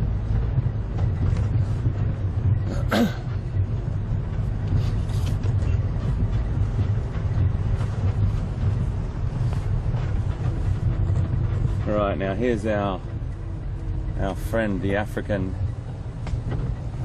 harrier hawk up here. For those people that haven't seen this bird, I'm going to drive up a little bit closer and see if she stays where she is. Now, it's a little bit of a tricky spot here, VM, because it just looks like part of the tree, and shooting up into the sky like that isn't great. She's just flown off, so you might land on top of another tree. This is an African harrier hawk.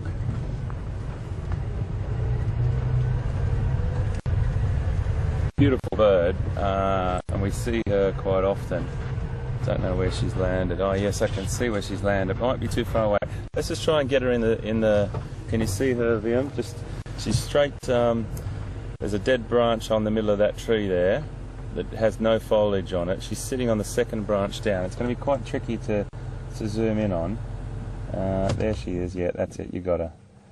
It's a really hard one where you might be able to see her, folks, just in the middle of the screen there. It's got a beautiful yellow beak, and we see her quite often, but I think she's worth stopping for most times if we can get a good visual on her. It's a little bit far away, folks, so I'm not going to stay here too long, but a great bird, and we really need to let's just see if I can get her a picture of her for you. You just stay with her.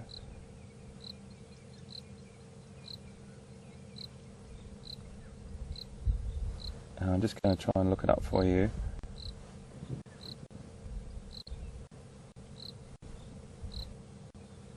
Okay, just to give you a little heads up on the app here. This is what she looks like up close and personal, and it's an African harrier hawk. Just try and get that reflection off for you, and that's her there. So lovely narrow beak and head with that little yellow facial area with a black tip, and lovely long yellow legs that she utilises. And we've talked about this a couple of times, but just for people that might have joined us, she will hang upside down from weaver nests if need be, and remove chicks from weaver nests. Or I have seen them on a cliff face, actually reaching in, holding on with one foot and reaching in to get out a lizard or a small reptile or whatever was in there. That's the juvenile version, what they look like, and they can have a few different variations. They can have a reddish or a yellowish tinge to them, and that's what they look like when they're flying. And this is a really important thing when you're birding, everyone. A lot of the time you will see your raptors, the birds of prey, on the wing. So you're looking at them from below, and that's a great way to identify. You'll have very distinct areas to the bird's feather or pattern, and that's a great way to sort of identify your bird. And that's a juvenile morphing into a female, into an adult, sorry. And there's a sub-adult there. Let's just have a listen to what they sound like.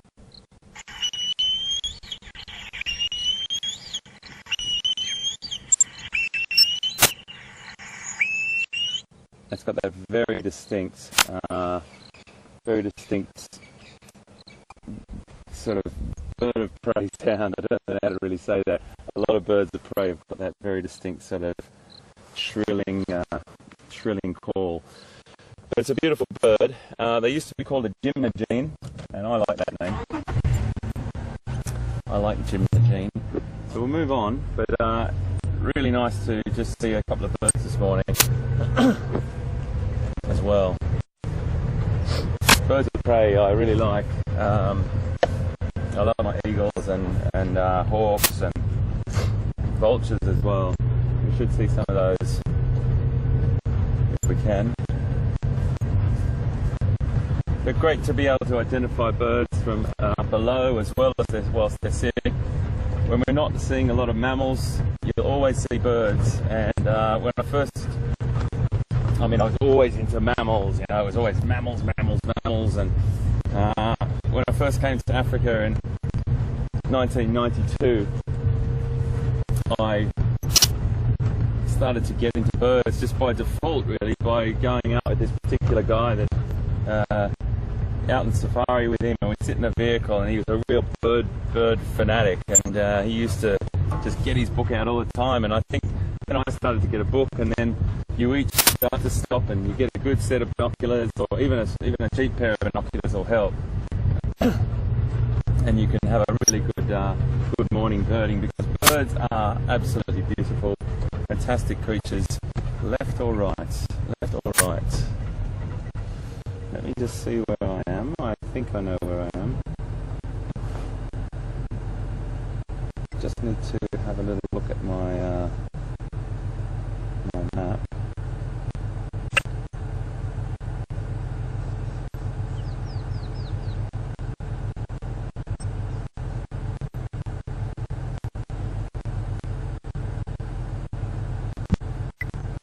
Okay, I reckon we go right here, and let's just go and have a look. I've got my little map here,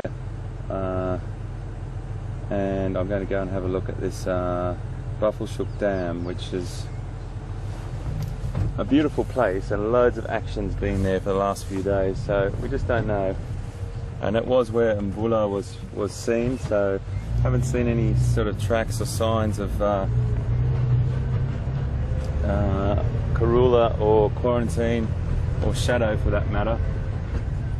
We just keep driving around, and once we get to the dam, we'll have a little peek our nose in there.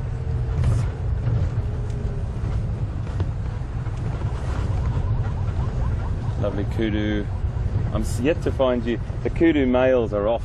They've done their thing now, and I'm still yet to find some. I always see them, strangely enough, early in the mornings, but I don't quite catch up with them during the game drive. So we will just have to keep looking, keep our eyes open. So it's the male version of these beautiful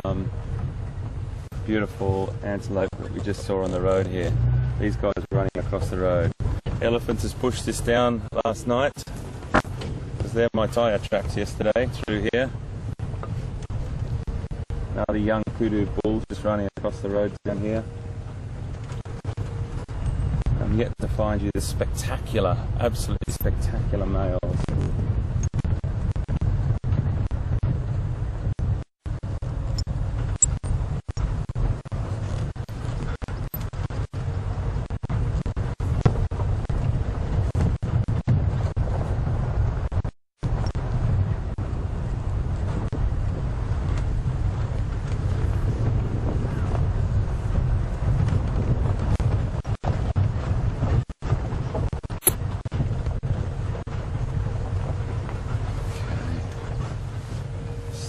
Have a little look here.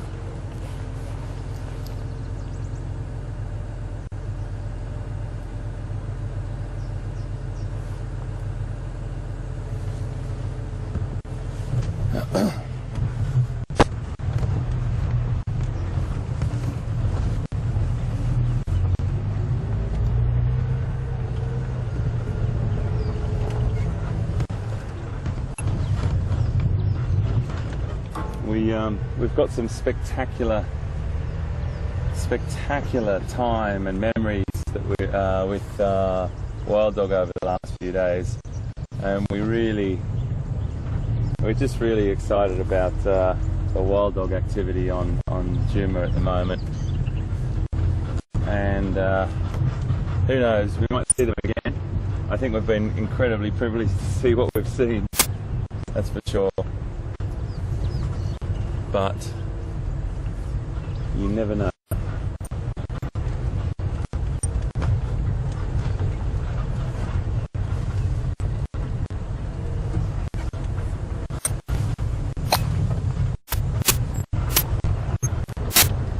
I'm not sure.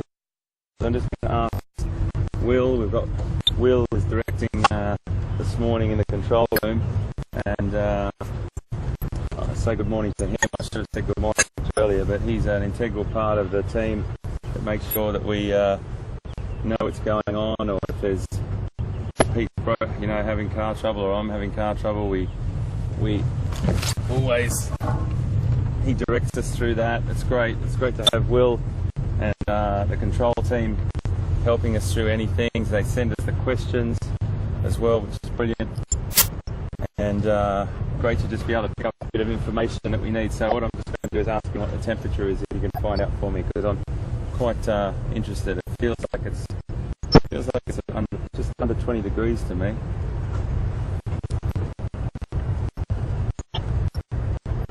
He's already on it.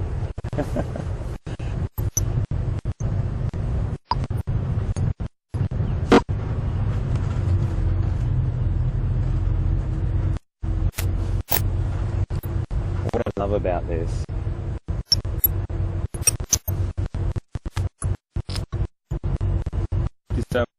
thank you so much, guys. Will just said to me it's 18 degrees Celsius, 64 degrees Fahrenheit, so a dramatic difference on the last couple of days, where we've been up in the late 30s, over 100 degrees Fahrenheit. And I thought it felt like it's under 20 degrees. Very cool this morning, and that can be a benefit. We've got a good hour and 20 minutes to go, folks, so we're going to just keep driving around. Pete's also scanning our register, and we'll make sure that anything that does happen, we'll bring it to you live. Yeah, 18 degrees, wow. Summer. Very cool. I love this sort of country here.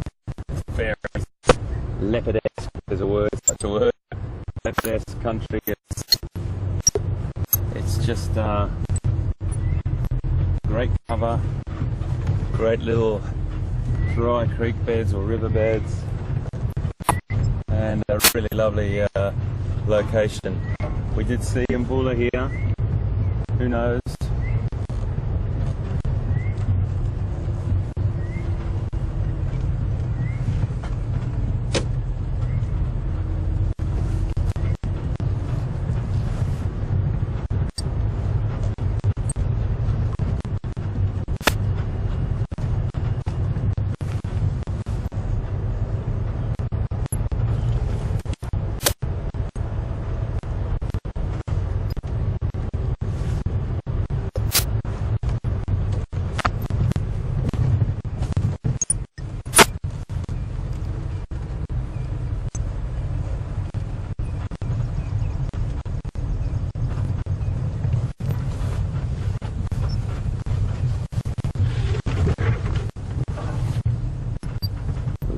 Elephant activity on the reserve at the moment.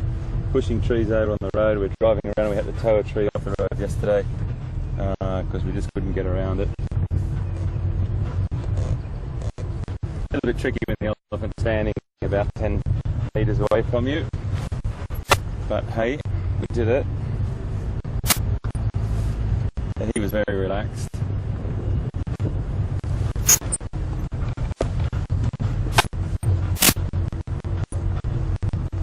A couple of really big tuskers on the reserve at the moment as well.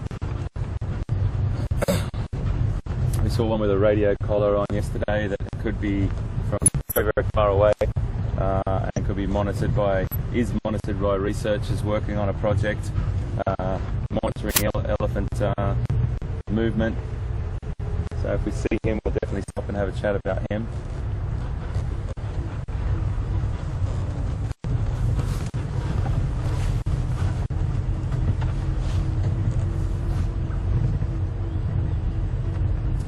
driving very, very slowly through this area, folks, because you can't. You've got to constantly scan.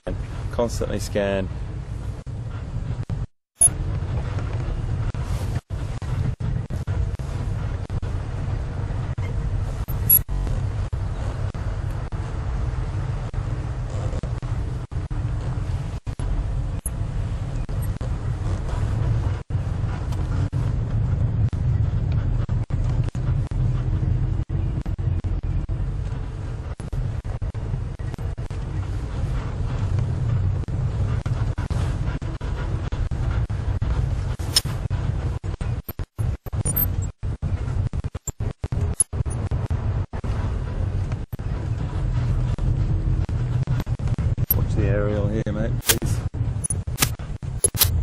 Thank you.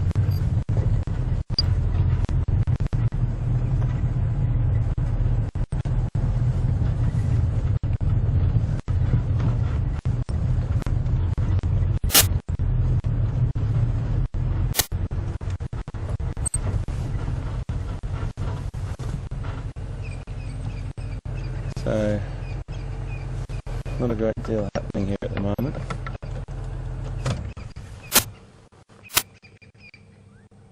But always worth just coming up and having a bit of a look.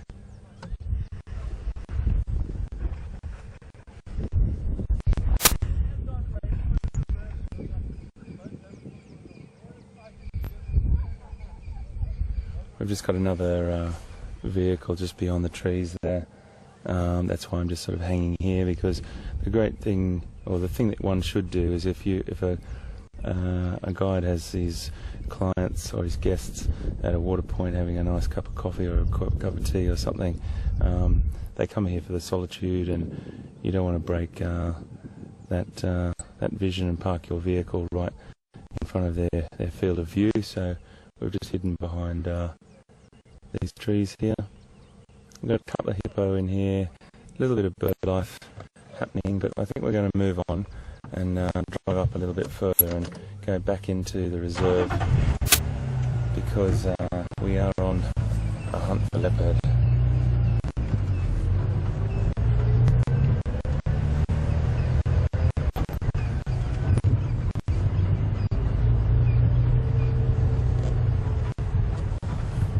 Or anything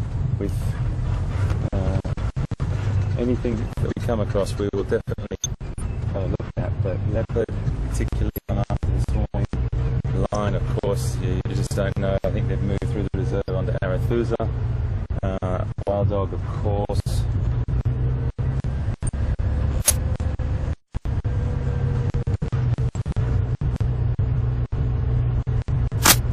Just listening to the other radio, folks, so please excuse me. Pete's looking for Nala, which is lion, and I think he's waiting for an update at the moment, so we'll just keep carrying on.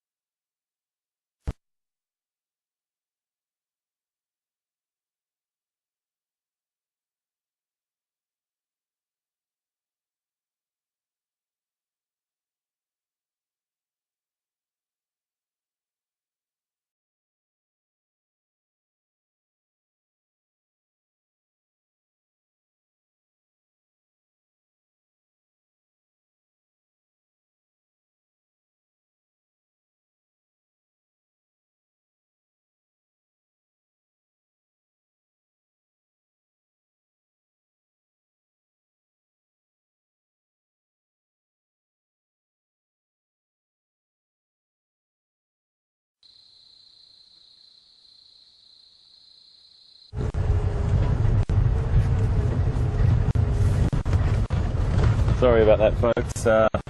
We just had a little crash with our signal then, and I just wanted to come back and start that question again. Clancy from Columbus, Ohio just asked the question. So I'm on a bit of an angle here, I do apologise. Let me just roll down so you can sort of see me, though I don't look like I'm falling off the edge of a cliff here. There we go, that's a bit better. Clancy, thank you for your question, and it's a question that we've had several times about the maps that I and Pete are using on our mobile devices and other electronic devices. Those maps have been supplied to us by a scientist here that they're for very, very strict use on a scientific project here, and they're under copyright, so unfortunately we can't share them. If you go onto Juma and Arathusa's websites, you can get maps and have a look at the locations where we're at, but unfortunately these maps we can't share, and I'm sure you understand for obvious reasons. They're very, very detailed, and they've got a lot of scientific data and information on them that is sort of private to the reserve. But at the same time, the maps that they do supply are really adequate, and you can get a really fine idea where we are and follow us along whatever roads. And if I say we're going along Sandy Patch Road or along Zoe's Road or something like that, you should be able to see some of that, or particularly the dams or the water points, and hopefully that's going to help you along the way, because it is great. I love maps as well. It's great to follow people when they're driving somewhere, and you feel like you're really right amongst it, in the thick of it. So Clancy, thank you very much for the question. I hope that answers it for you, and I'm sure you understand. Right, I feel we need to see some whiskers.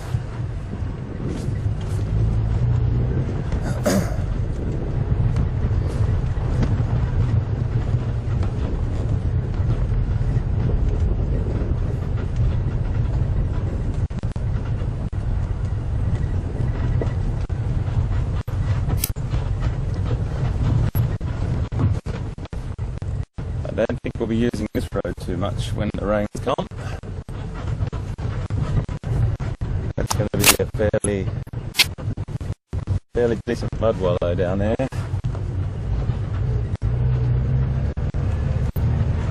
So we're just running along the edge of the reserve at the moment. I'm looking back in. I think I'm going to go up a little bit further. Or am I?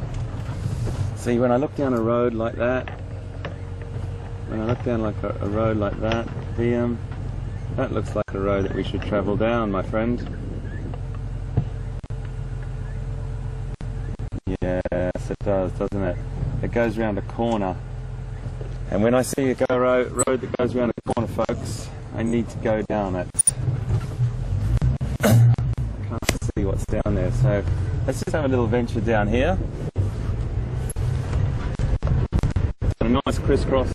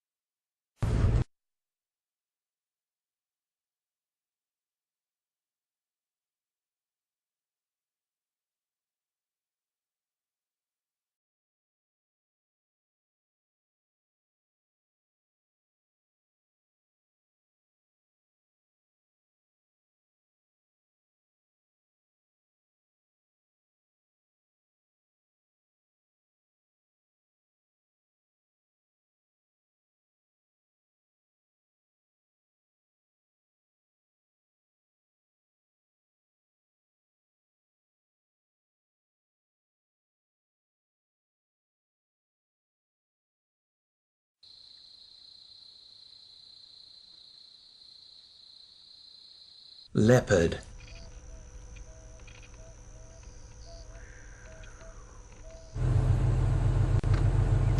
Sorry about that, folks. I think we lost you for a little bit there. We've got a few signal. I hope we didn't lose you for too long. We had a few signal dropouts just through this area the last sort of hour, because we just don't really know. Sometimes the weather can have an effect. just a real tricky one where we're ironing out as many wrinkles as we can as time goes on. We've got a team working on it constantly all over Southern Africa and all over South Africa. So it's really important that I share that with you. These little dropouts are getting less and less, but we're working on it constantly for you to bring you, as a solid signal. It's going to be those inevitable little dropouts now and again, but I'm sure everyone understands that. Oh, sorry, mind the bumps.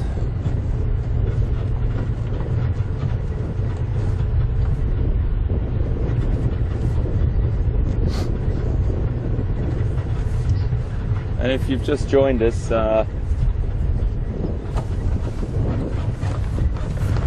we're transmitting to you live from the Djuma and Arathusa game reserves in Sabi Sand, South Africa. It's a beautiful morning. It's about 18 degrees, 64 Fahrenheit. Very, very cool. Great for cats if we can find any. We've got Pete over on Arathusa looking for lion at the moment. I'm traversing Djuma at the moment looking for leopard, and we'll see how we go. Of course, everyone understands there's no script, it's wildlife, and it is what it is. We find what we find. We use as much intelligence as we possibly can to try and find all different types of animals for you.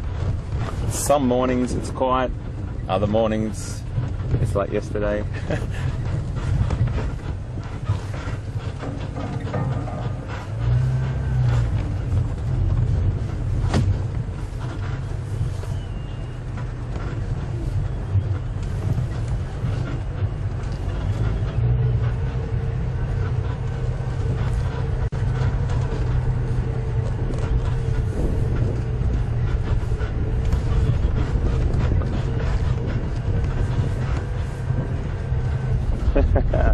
That's fantastic. We just got a tweet from Lizzie D. Thank you, Lizzie. That's really wonderful to hear, matey.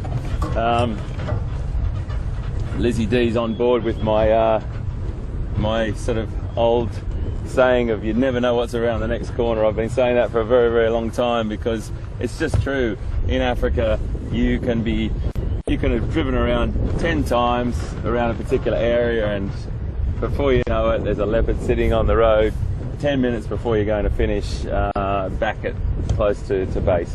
You just don't know, and you do not know what's around the next corner. So Lizzie D, thank you so much, matey. That's really kind, and I do say it a lot.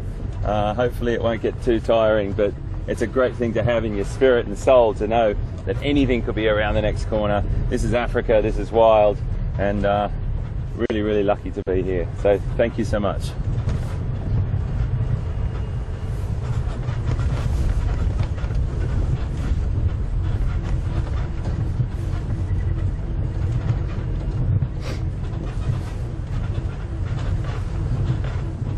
So I've got Pete. I can hear Pete on the radio as well, it's quite tricky, folks. I have to tell you, we've got two sources. Just got to turn that down a little bit.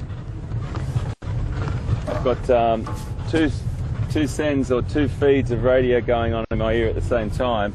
I've got our control room and myself and Pete, and then I've also got a game radio that's all the different rangers and guides around the area that are talking to each other as well.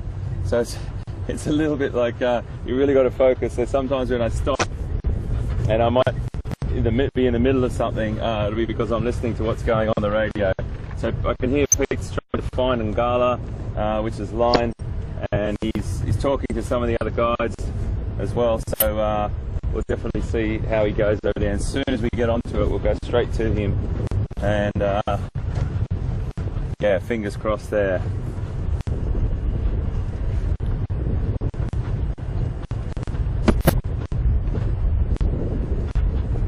It's really tricky, I have to tell you, when you want it. Yesterday, when that wild dog hunt was going on, and I'd like to talk to you about some of the behind-the-scenes things, because I think it's really important that you know how we do this and you know what we're up against sometimes. And I'm not definitely not complaining about it. I love it. I think it's absolutely fantastic because it's exciting. It's really, it takes a lot of concentration to try and put everything together. But what we do is we've got 2 feeds going through our earpiece, and see, I've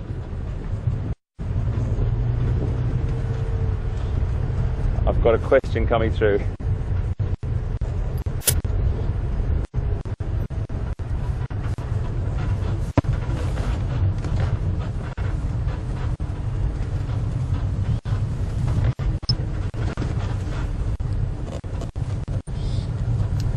Just got a question from the Anders in North Carolina. Thank you very much for your question, folks.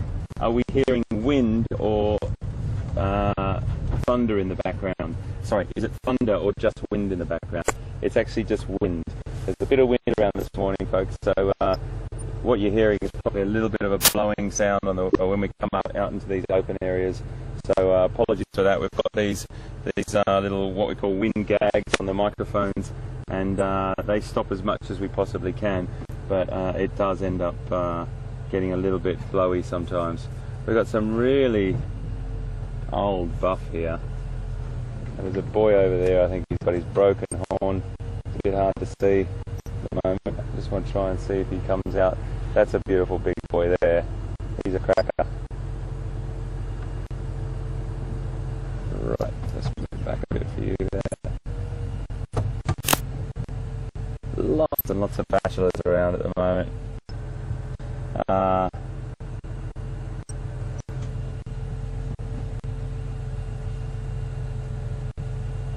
There's one over there with a broken horn, but we can't quite see him. He's in the thick of it. But what I was getting back to is I just want to give you a bit of background about what Pete and I hear and what's coming through our earpiece. So we've got the control room sending us questions. We've got the game radios, all the guys talking, about 20 different guys talking on that. And when that wild dog hunt happened yesterday, I was also in a bad area, so my radio wasn't sending out very good signal to the team, all the other guys. I wanted to call them in on that because that's the courteous and that's our code of conduct. You know, you have to let other people know what's going on and make sure you share those sorts of things. But at the same time, I was trying to keep up with the wild dog hunt. At the same time, I was listening to the radio and people trying to talk to me, and at the same time trying to make decisions, at the same time talking to the most important people, and that's you. So it was a little bit tricky, but we got there in the end, and it was exciting, and we were driving at speed. When I say speed, not dangerous speed, but we were driving to try and keep up with those wild dogs. So that's the sort of thing we go through when the action's happening. When we're doing this sort of slower speed or looking for wildlife, we can sort of cope with a bit more going on. It's great though. It's the most fantastic thing in the world to be broadcasting live to you. It's been a quiet morning, but it's been great to talk to you, and this is exactly what we would do on a game drive. We would talk to our guests, talk about loads of different things, ask them loads about where they come from, and that's what we get from you with the tweets and the emails, telling us bits about where you are, what temperatures you've got, all those sorts of things. Bit of elephant activity here last night as well.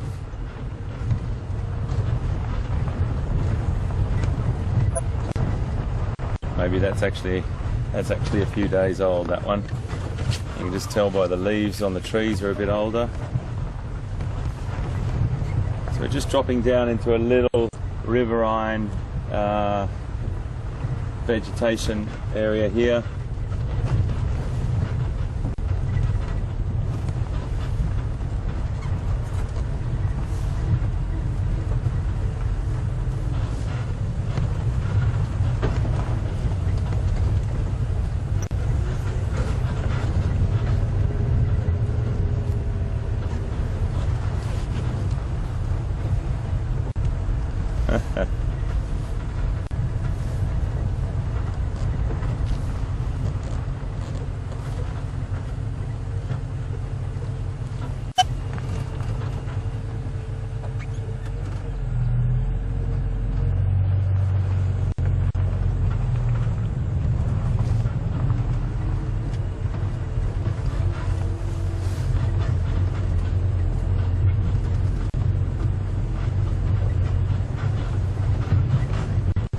going really slow through these areas, folks. I know you understand, but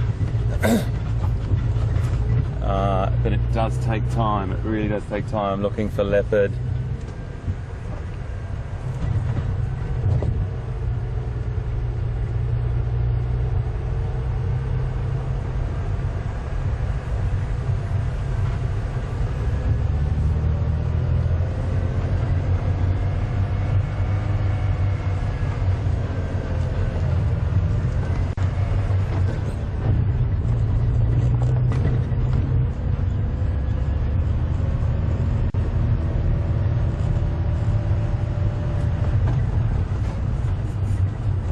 So we just got a question from Billy Joe on Twitter asking if any of the other guys had seen the cubs of Shadow the other night. And the answer to that is no, Billy Joe. No one's seen the cubs of late. So we're constantly keeping our eyes open for that. But I will make sure that you know about that if we see them. That's for sure. And we also had another lovely tweet from Suzanne in the Netherlands. It just says, morning HT, and looking forward to what's around the next corner. So thanks so much for that, Suzanne. So am I. So am I. I tell you, I'm going to head up this way.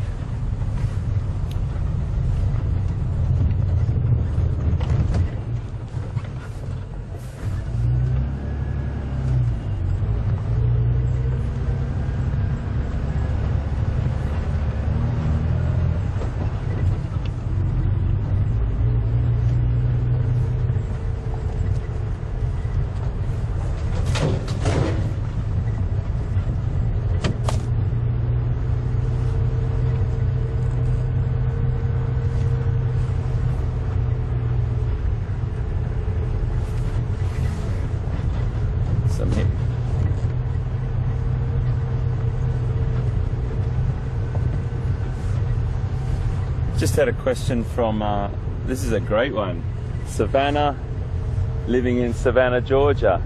Wow, how fantastic to have a name from where you come from, Savannah. That's lovely.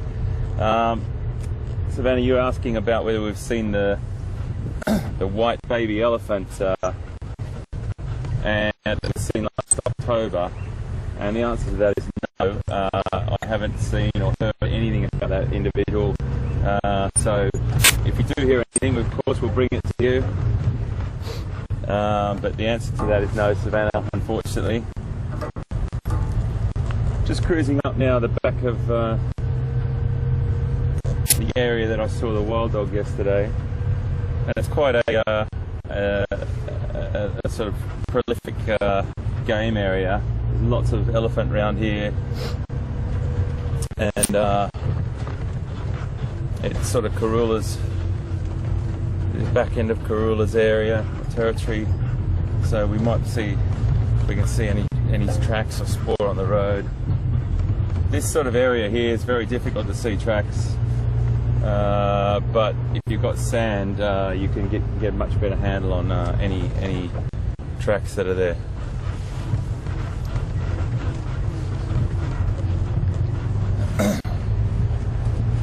I can still hear Pete on the radio looking for lion, and we'll definitely cross live to him if we see any, I promise you. It's interesting, it's a very cool morning, 18 degrees C, 64 Fahrenheit, as I've said a few times, but there's not a great deal of cat action that we can find this morning, and it happens like this. It's definitely not a theme park, it's the real deal.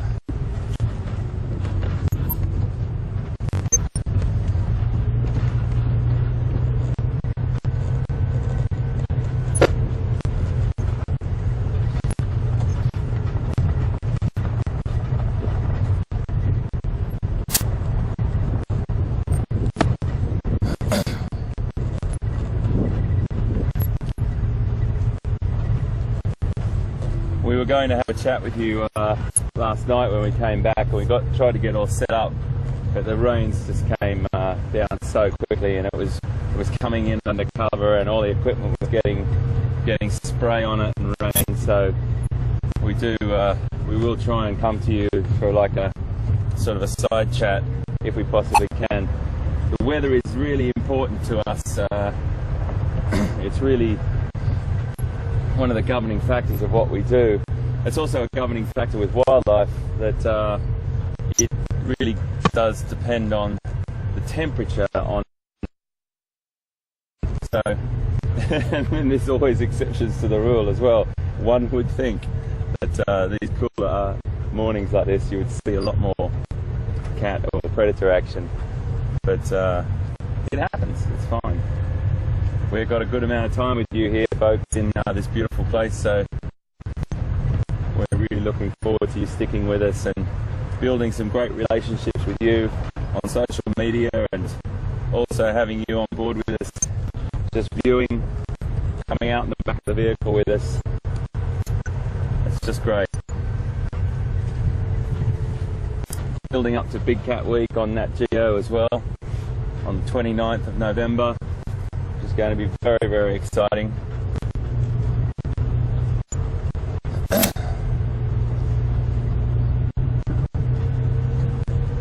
I have said it many times before, but I'll say it again, and I just need you to know the excitement that's inside me at the moment.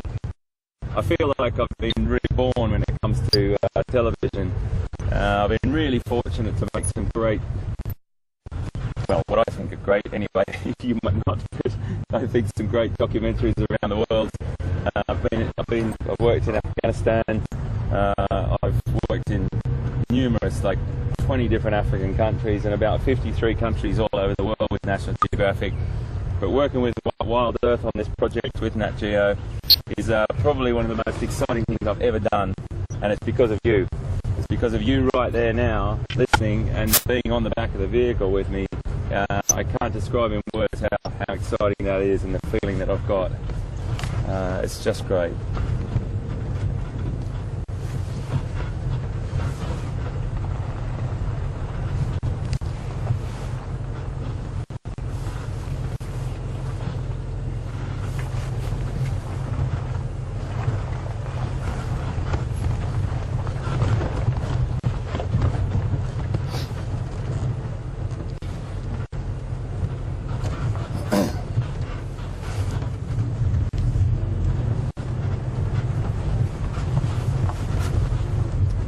Looking down these little, excuse the bumps here folks, hold on, these little areas here where it's fantastic leopard territory.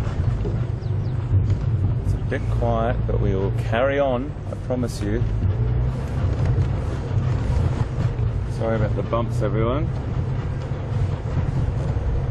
I just had a question from Ed on Twitter, and Ed has asked, hi Ed, and thanks for your question. Ed has just asked, what other things have I done for National Geographic? And just to name a few, Ed, I have been very, very fortunate, I must admit, that's the first thing. Working with National Geographic is, you know, a childhood dream come true. I was very fortunate to go to Afghanistan in at the end of the first assault by the Allied forces, and I think that was it. They went in November, and I went in February with a team to try, and we got word of this situation that was going on in Kabul Zoo. Now, zoos are a very, very, I won't go out of context too much here, but just a little quick background. Zoos are an incredibly important tool, and I've mentioned this in the first few days we were on air. Good zoos around the world do amazing work with educating people.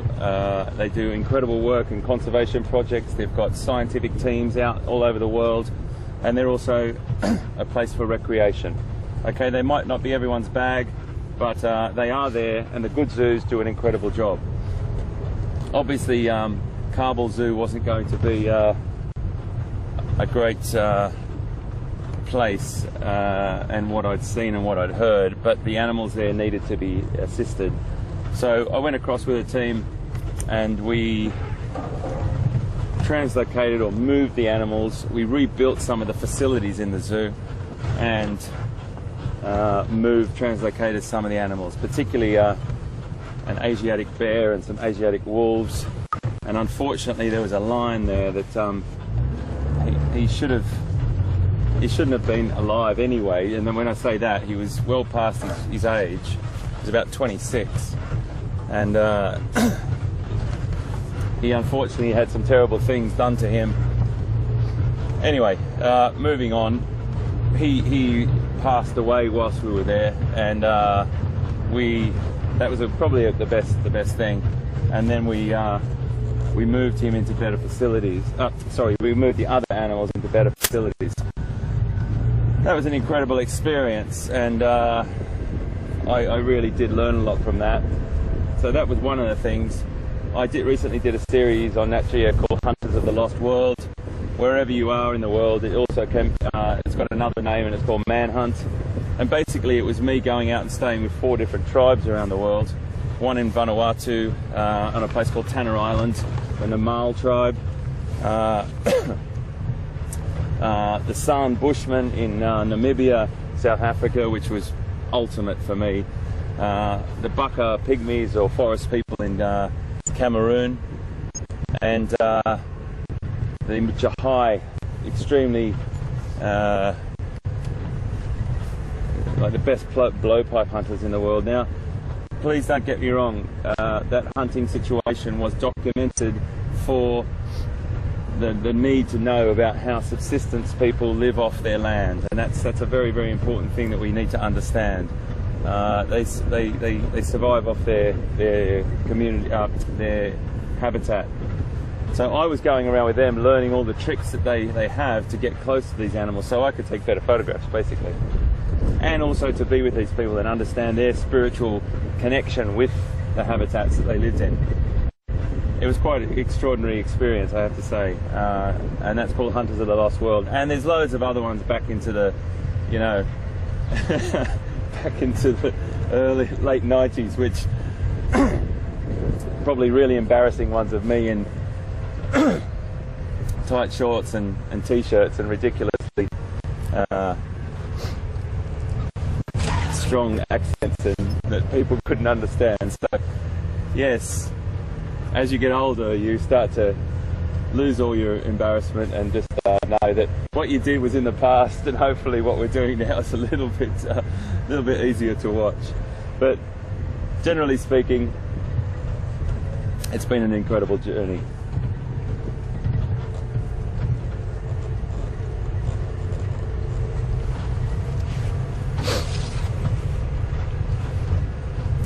Okay, folks, I think I'm going to carry on. You've been with me for quite some time now, and we haven't had any tracks or signs, and I'm in quite a difficult area to get tracks or signs on this grassy sort of road. So I'm going to carry on, excuse me, and I'll come back to you. But I'm going to throw over to Pete now, because he's actually on some strong trail of a leopard, I think, and I think it's best that we cross over to him. I carry on looking around here and see what Pete comes up with, and hopefully I'll see you soon. But thanks for sticking around, and really look forward to talking to you just now. Okay, let's cross to Pete.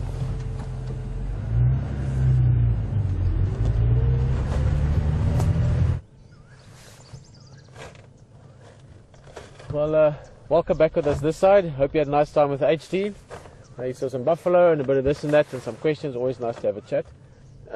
We are up here in the, southeastern corner of the area that we traverse. And we actually came here to look at, there's an old hyena den not far from here. I just wanted to come past and see if there's any activity. Always good just to check every now and again. But as we were coming in, a duiker came running out of this area. And Brian behind the camera was sort of saying, it would be nice if there's a leopard chasing it. And I don't want to get you too excited, there wasn't a leopard chasing it. But then we had some squirrels alarm calling and a francolin alarm calling. Both of those species are often the indicators for something moving around. So we're just looking around a little bit. The squirrels have stopped now, but this is perfect leopard habitat. We've got very thick, if you look at this area here, it's difficult to see from where you're sitting, but we've got a little drainage line. So in there it's a little dip, and the same as on the left hand side from us as well. So we're in this sort of a little like crow's feet network of little drainage lines. So perfect leopard habitat. Okay, so we just came around. There's a bit of a track coming in here because we're close to the den. Just going to sit here just to listen, see if we don't hear more alarm calls or see something walk maybe. But for now it's gone back to sort of peaceful bush sound. We've got a black-crowned chagra singing, call like that. You can hear a orange-breasted bush shrike and lots of different bird calls, puffback shrike, testiculars, and none of them alarm calling, all of them back to sort of normal calls. So maybe it's just a false alarm, maybe there's something else. Could have been a little snake, could have been a caracal, I mean a little smaller cat perhaps, different things that could have flushed the duiker, or he could have just been running and the squirrels were maybe calling it something smaller that they saw. But for a moment they have a strong feeling that there could be a leopard. It's just the right area, the right conditions. We haven't seen leopard for a little while, but the squirrels have stopped. So I think that's it for now. I'm going to show you this old den. As I said, hyenas used to have a den here. They might come back at some stage again.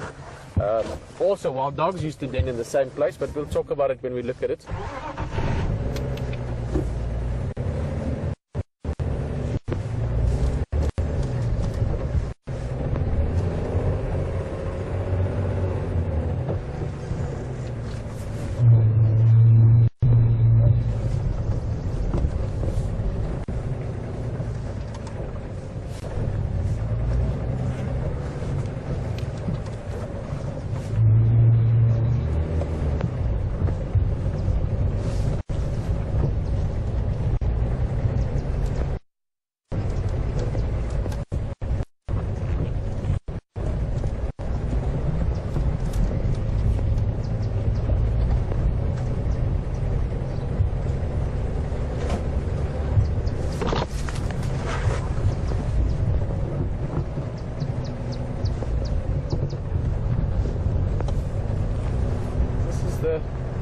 One of the den sites that now and again gets used. We'll have a better look from the other side. This is a termite mound. It's got some nice trees growing on it. It's a jackalberry, it's amboti. Let me show you the main entrance. Now, it's not active at the moment. Just looking at it, you can see there's no recent tracks of anything. As I said, the last few years I was here, it was hyenas here. But they did have some stages over the last sort of 10 years or so, 15 years. There you can see the main entrance.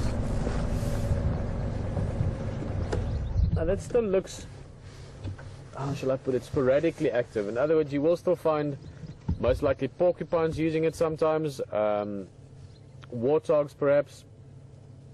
That's the main entrance. And if we go towards the right hand side, past those little red flowers, there's the other entrance. You can actually see there at the bottom of it, there's been some digging. Not major, but maybe a warthog just cleaning out a little bit of the mud or something like that. So there's been some activity, but not on a day-to-day sort of continuous use basis like you would find if there was a, let's say, a hyena den here. But a place to check. Never know what could be here.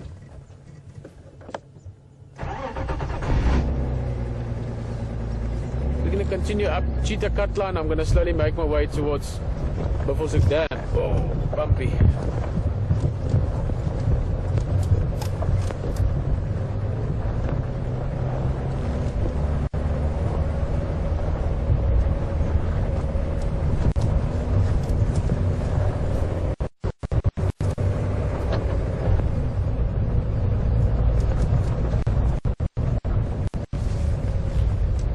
Brilliant, guys. Remember, you can contact us on the vehicle.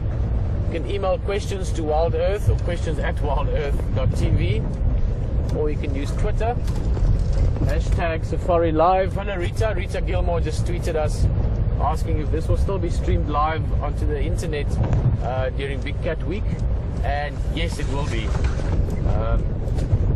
So that's good news for those of you liking or preferring it to view it this way.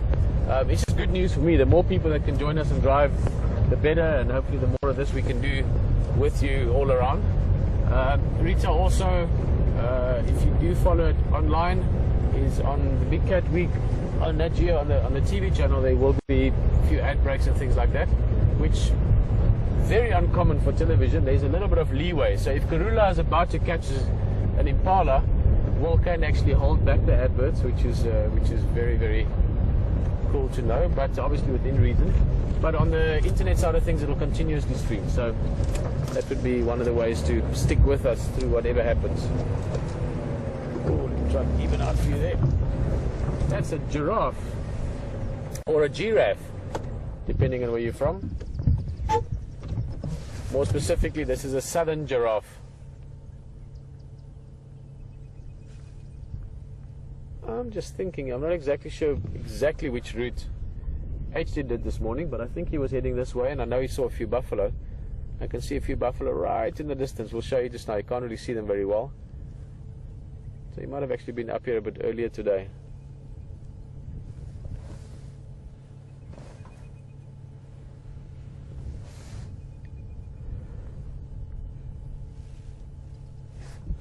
She's in beautiful condition, healthy, and also clean. Very important part of their grooming or staying healthy and clean part is the oxpeckers. That bird you can see there on the neck. Oxpeckers have got this almost like a very fine comb, if you want, their bill design, so they can really brush through the hair of the giraffe and clean out exoparasites. Mainly ticks is a large part of their diet. Obviously giraffes don't mind if ticks are being cleaned off them. And there's some zebra having a scratch as well there against the tree trunk, or some zebra, depending where you're from.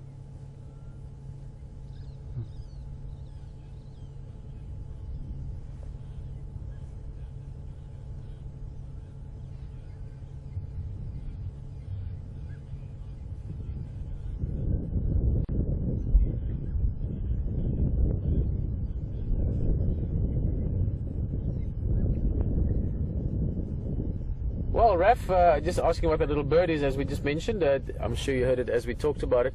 Those are oxpeckers. Now you get two kinds of oxpeckers, red-billed in this case. You also get the yellow-billed oxpecker, which we don't see very often.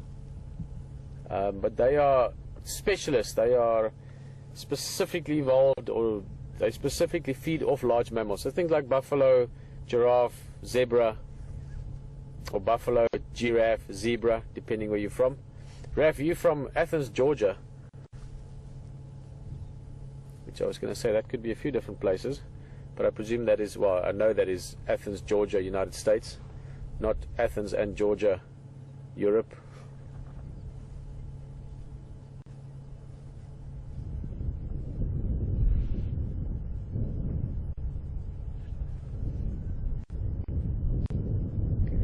As I said, there were a few buffalo in the back. I don't know, just for the sake of it, before we go, we'll have a look if we can actually see them. They're a bit far into the brush.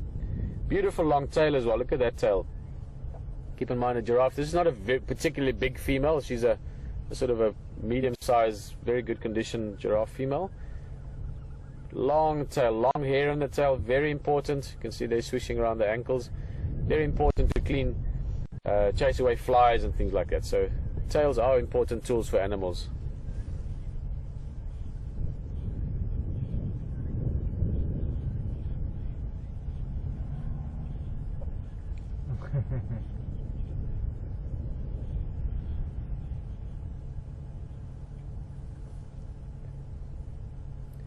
Guten Morgen, Marcus. Wie geht's? Marcus is saying hello to us from Germany, and he was looking for a giraffe. So, Marcus, I often find, especially on the good days, that we're all in tune on the vehicle. There's maybe a bit more communication other than just the tweets, the emails, the radios. Maybe there's a little bit of an awareness, collective consciousness of what we're doing. Who knows? Anyway, Marcus was just saying we'd like to see a giraffe. There was one. Trying to remember the German for giraffe.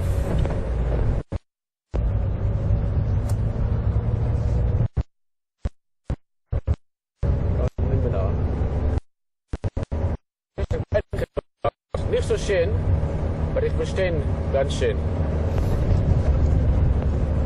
In Namibia we do use German quite a lot, so I can actually follow German fairly well, especially which is schön. Swiss Deutsch.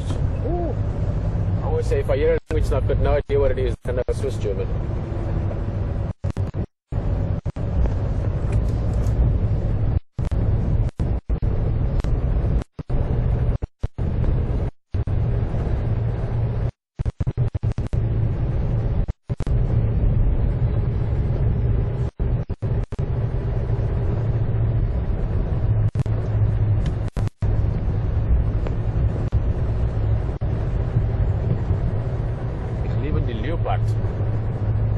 We are really looking for a leopard. Concerned that we'll start getting withdrawal symptoms after not seeing leopard for a few days.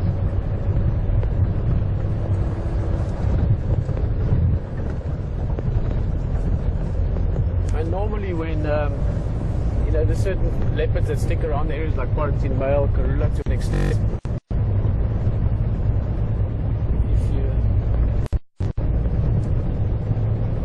Okay, it's a leopard head, but it's a big surprise for you. I'm not even going to say what it is. I might be eating those and have a lovely time that side.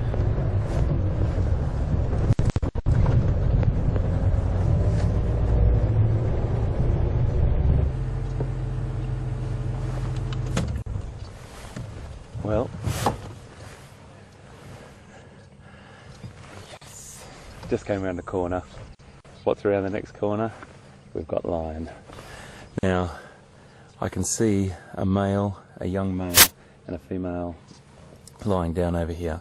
I'm just going to go in nice and quiet, but I just want to let the others know that they're here. So please bear with me, and we're going to go in and find them. Yes, I can't believe it. I just come around the corner, and just out the corner of my eye, I could see this golden shape just sitting there, lying on his side at the moment he was. So he's not moving anywhere, so don't worry, we promise we'll go in there.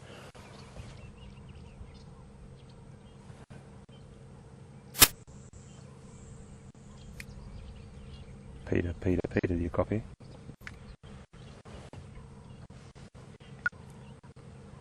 Peter, I have Ngala up on just off Sandy Patch Road, and I was just wondering, mate, my comms are quite bad from this radio at the moment where I am from yesterday. If you could just put out a welcome to all radios to anyone that wants to join. I'm the only vehicle on site.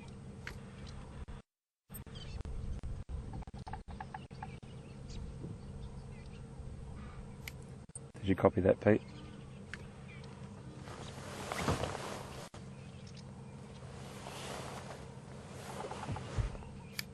Peter, did you copy?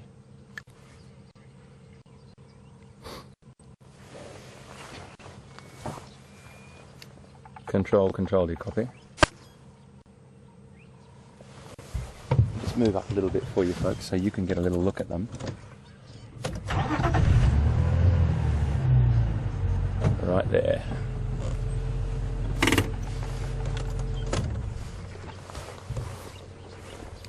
Control, do you copy?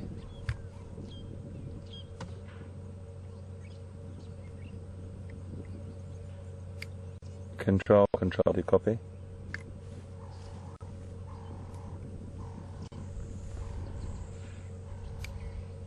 Control, do you copy?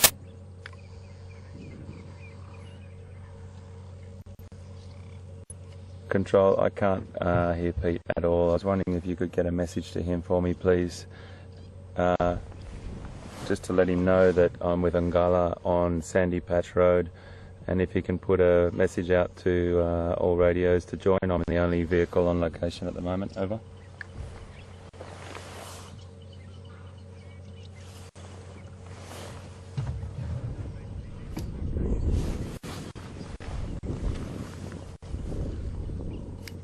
The location is just off the Gary Buffelshoek cut line, and it's just off Sandy Patch Road. You'll see my spore going in off the road, very close to where the wild dog were yesterday.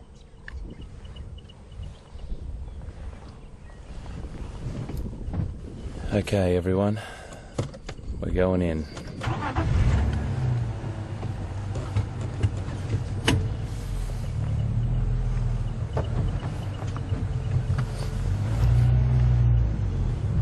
Thank you, Control, thank you. You're breaking up a little bit as well. It's a bad location for me here.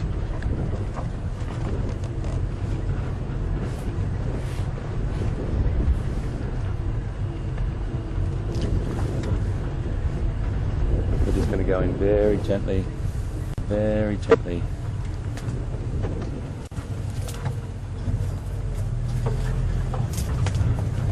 Oh my goodness, I can't tell you how happy I am, folks. And this is what it's all about. It's about perseverance. It's about making sure that you just keep going and keep going. Around every corner, there's going to be something wonderful. It's a beautiful male and female. Oh no, it's two boys, I think, actually. Now he's just sat up. Another young male there. Just sit here for a second and get them used to us. Two boys, sorry. I couldn't see that one properly where she was lying down. So you can see the behaviour of the male on the right. They're only youngsters, and they're not as confident as a big male with a pride of females would be. So they're just a little bit wary, not concerned by us, but we'll just sit here and get them used to us. I would say we're about 30 metres away from them at the moment, about 150 feet. Excuse me, please. Wow. Happy days. Happy, happy days. This is my first line on the reserve. And just really fantastic to see. So these two boys potentially could be brothers, and they're at an age where they would not be welcome in their pride, and they would have been split off, and now having to start their own pride. But it's always a fantastic thing when you get a coalition together. Two brothers, they might stay together for a long period, they might stay together for life, and one will potentially be a little bit more dominant than the other, but two males together are a formidable opponent for any other line pride. So say, for example, they do build a pride around themselves, they get some females that come in or whatever, or they subsequently acquire females. Two boys together, two males together are quite a formidable force. Really beautiful to see. Oh, this is great. This has made what a start to the week. Thank you so much for sticking with us, folks. This is what it's about for me. It's about perseverance and just driving and slowly looking around as everywhere you look. And I tell you, you could have driven past this so easily. I just looked out the corner of my eye and glanced over through this patch and saw these golden creatures lying down here. So we are very fortunate to have them with us.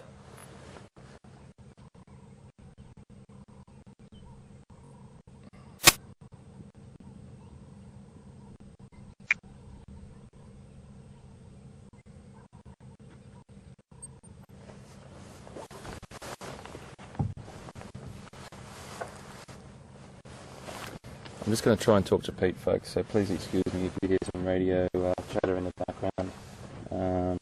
Just trying to get him and walk him in here.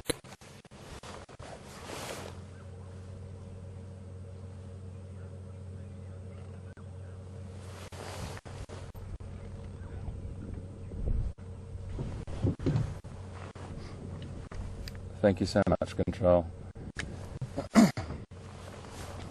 So, folks, I suppose this is a bit of a silly question, really, isn't it? I was going to say, can you send me some tweets and tell me whether you'd like me to stay here till the end of our safari drive this morning? But I'm pretty sure I know what the answer is there. I think we're just going to sit here for the next 25 minutes with these beautiful, beautiful boys, and if they move, we'll follow them. Wow. How wonderful. What a fantastic, fantastic finish.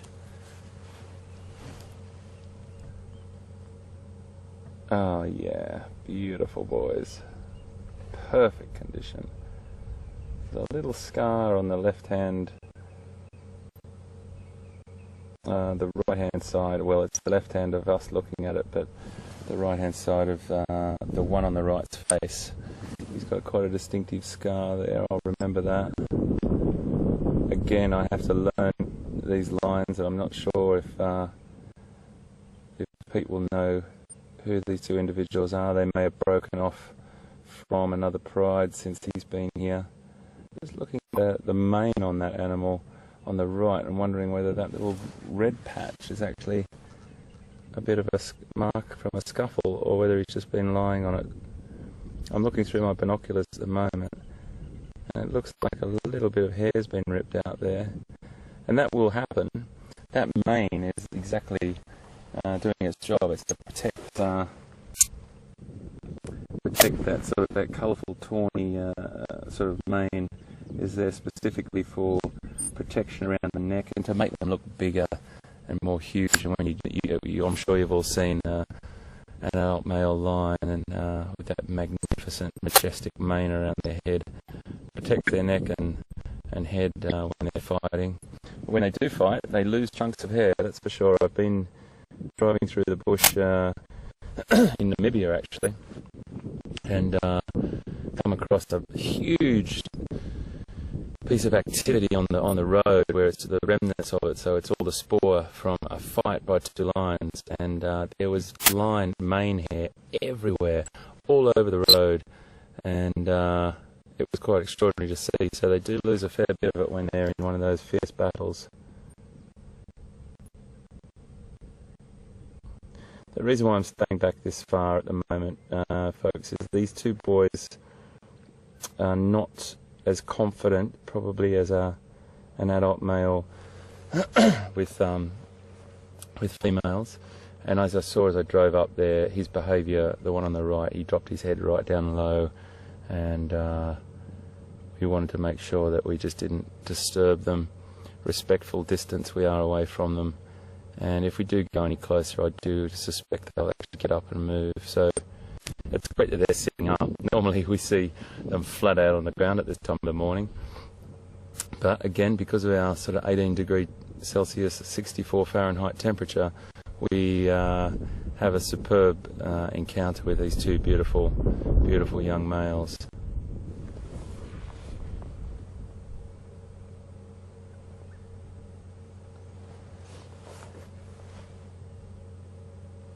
So an adult male, when it's grown, the goodness, they get up to about just under 200 kilograms, and I think, goodness, I have to do these too early in the morning for mathematics.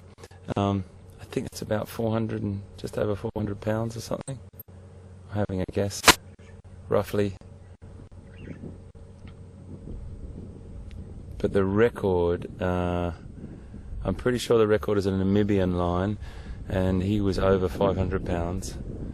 And I think that's, goodness, again, I just remember these figures out of books. I think that's like over 250 kilograms, I think. That's a massive lion. These boys aren't anywhere near that, and I'd only be guessing if I was telling you how much. Definitely over 100 kilograms, that's for sure, but over into sort of the early hundreds. Something beautiful about lions. It's just watching them relax. They do look like they're good sleepers, lions. They're fantastic sleepers.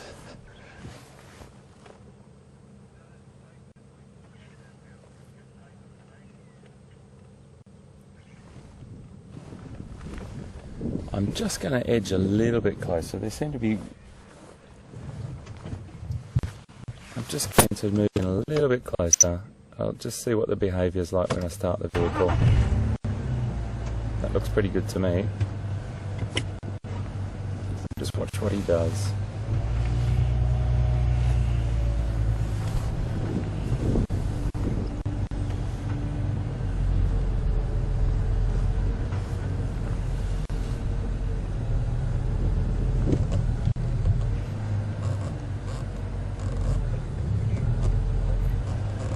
trying to aim my wheels at the moment between sticks, so I just don't disturb them too much. I know they're probably going to be fine, but it's just a little bit of respect for them resting here. I'll get the camera into a nice position for you, and so we can see these two boys beautifully.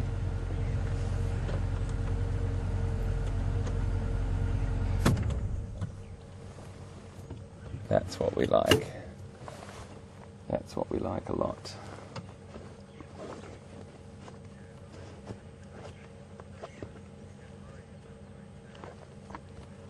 We're just going to sit here for a few minutes, and then if they're comfortable,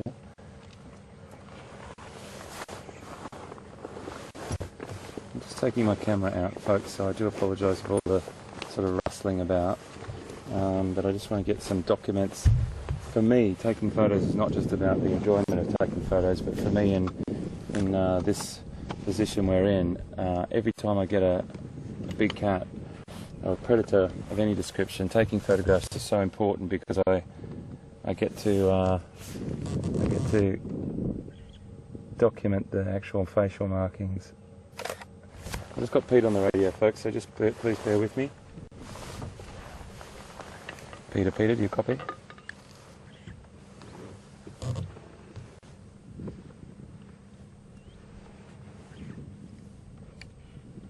Peter, do you copy?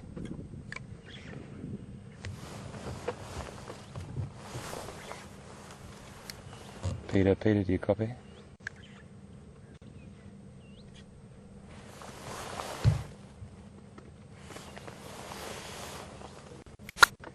Peter, do you copy?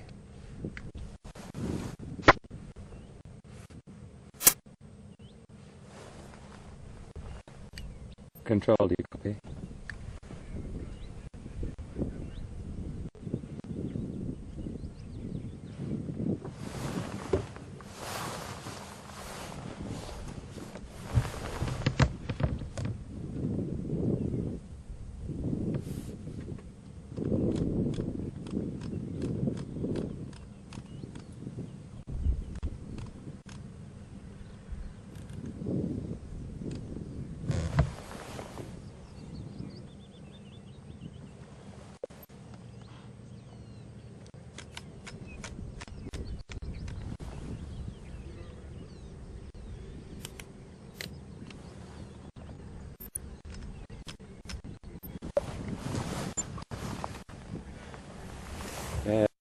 Yeah, copy, Pete. Just off Sandy Coast.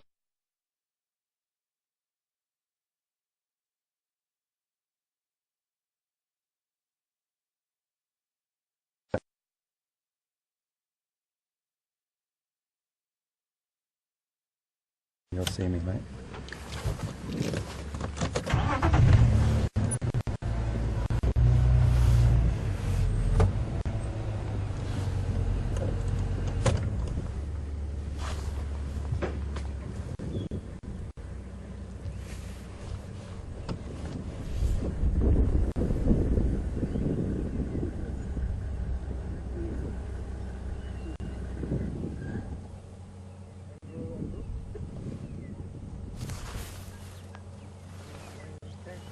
My pleasure, mate.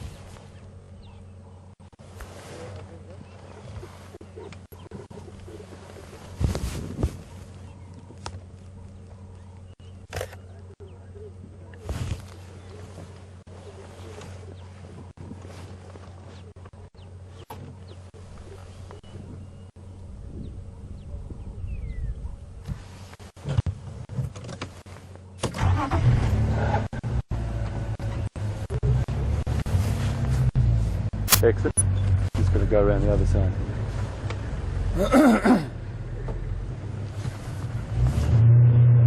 We're on the move, folks, so we're just going to follow on. Yeah. Move back to the main road. I think I head over this direction.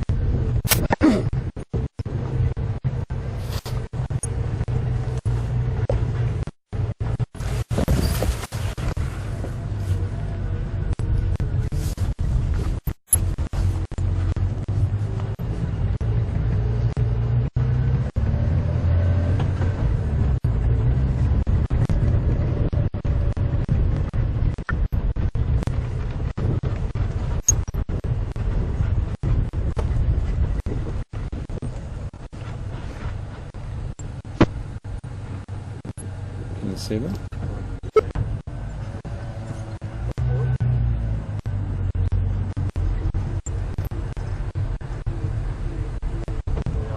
Okay.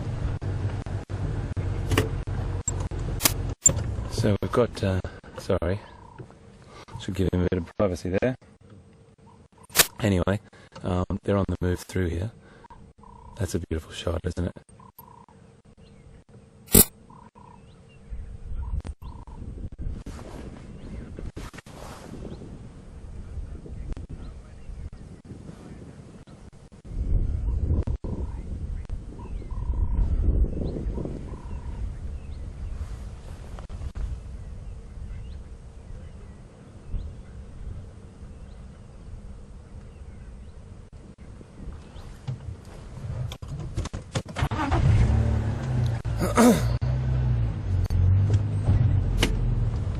So we just got a question from Elizabeth in Minneapolis, and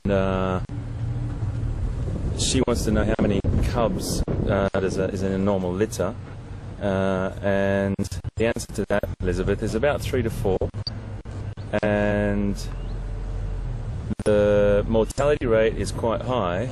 Well, not quite high, sorry, it depends on so many different factors, but it really does depend on where they are, how much food they have, etc.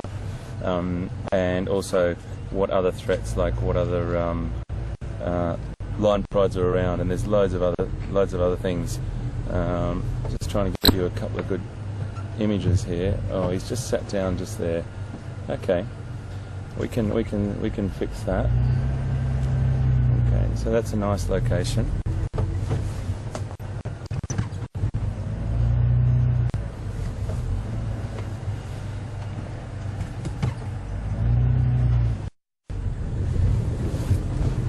Need to squeeze through here.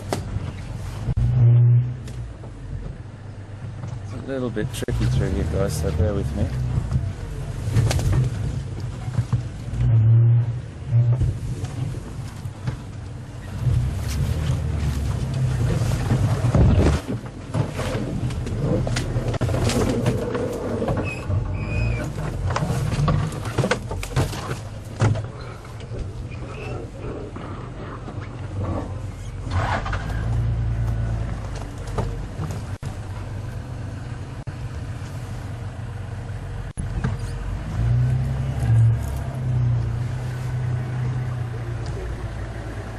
Just watch your head on this branch.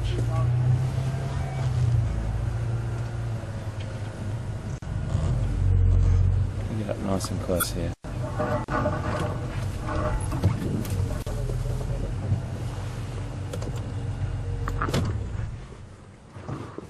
There you go. There's a shot. How beautiful is that, everyone? So it's interesting, you know. They didn't necessarily move because of us then. They actually moved to get into the shade because it was really starting to warm up now.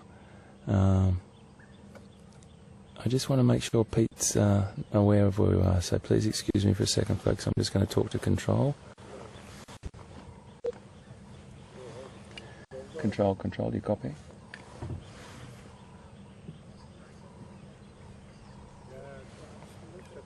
Control, do you copy? Control, can you just make sure you can tell Pete, because I can't raise him on my radio at the moment, if you can tell him that we are just off Sandy Patch Road, repeat, just off Sandy Patch Road. If he's coming in from the Voyatella Access Road, it's on the left. If he's coming from the Gowrie Buffalo Cut Line, it's on the right. Thank you, standing by.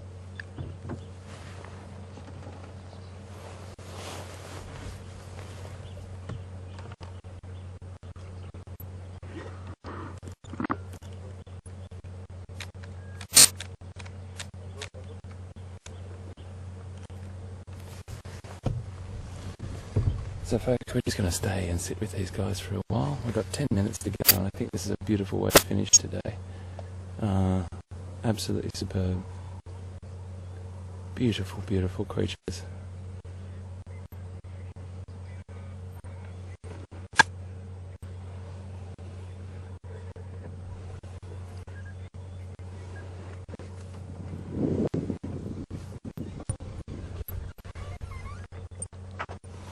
we're just getting some information now back from control that I'm sure you're aware, but we have data and information about all these animals and their markings, and we think that these are from the Styx Pride. We're not sure, we're about 80% sure that they're from the Styx Pride. And we're hoping that we'll be able to confirm that for you in due course.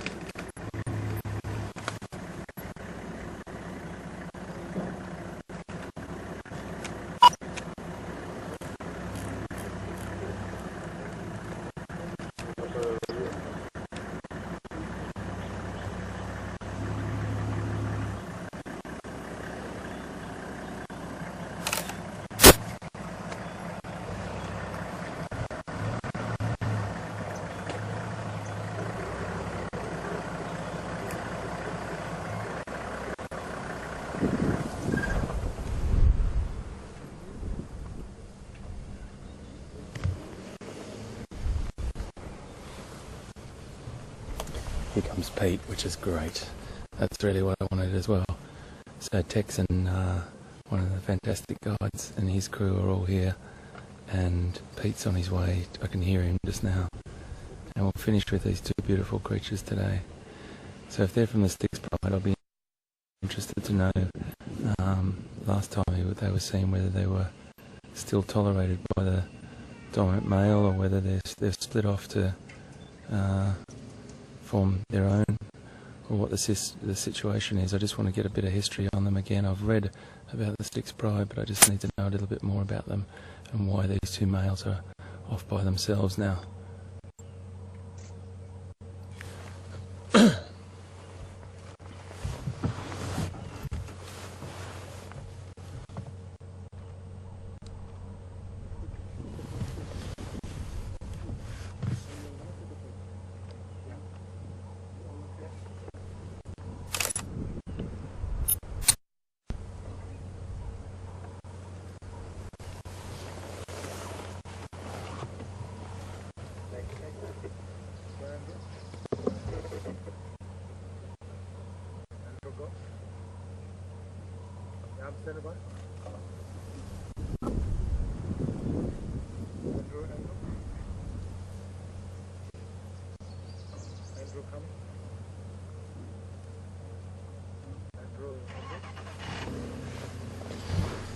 So males will leave the pride at about 2.5 years of age, and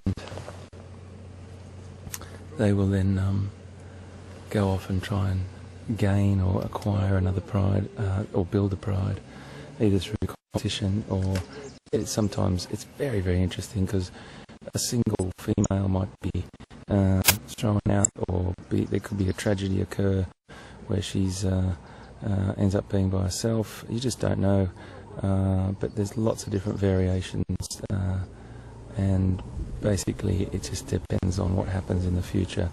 Ultimately, in their genetic makeup, they need to build a pride, and how they go about that is anyone's guess when it comes to who they come across. It's really important to understand that lone social structure. You can read all the books and you can get all the statistics, but until you talk to a line researcher or scientist, they will tell you all different situations that have occurred in all different regions that they've studied in, and there's lots of external contributing factors: competition for food, competition from other predators like hyena, etc. as well.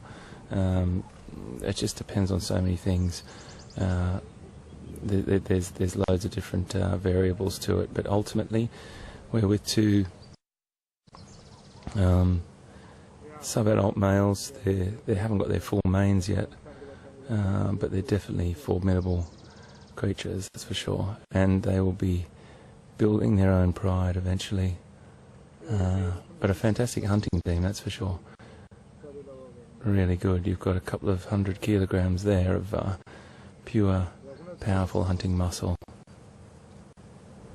He's just got his eye on us.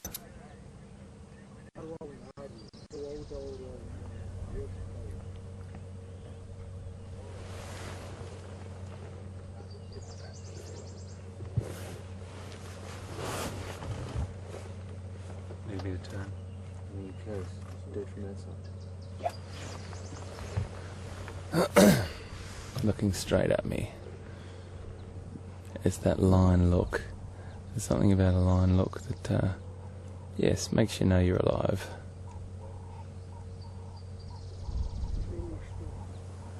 I love how the other males just use that tree as a prop.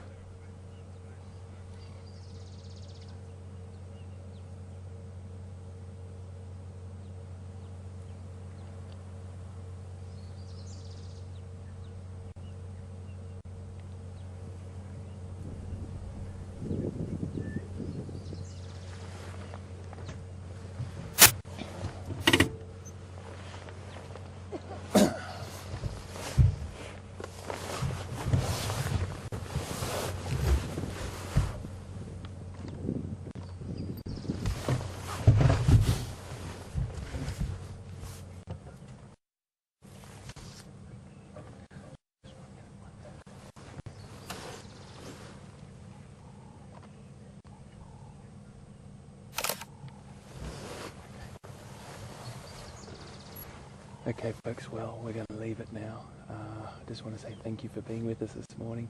What a fantastic finish. We'll see you this afternoon. If you come back to us, really enjoying being with you, and what a great way to finish the day. These two lions, we'll keep an eye on them, and we'll come back to you this afternoon. Join us at 4 o'clock to 7 o'clock this evening, our time. You'll have to check the website. If you've got any questions, it's questions@wildearth.tv or #SafariLive. Take care guys, and thanks for being with us.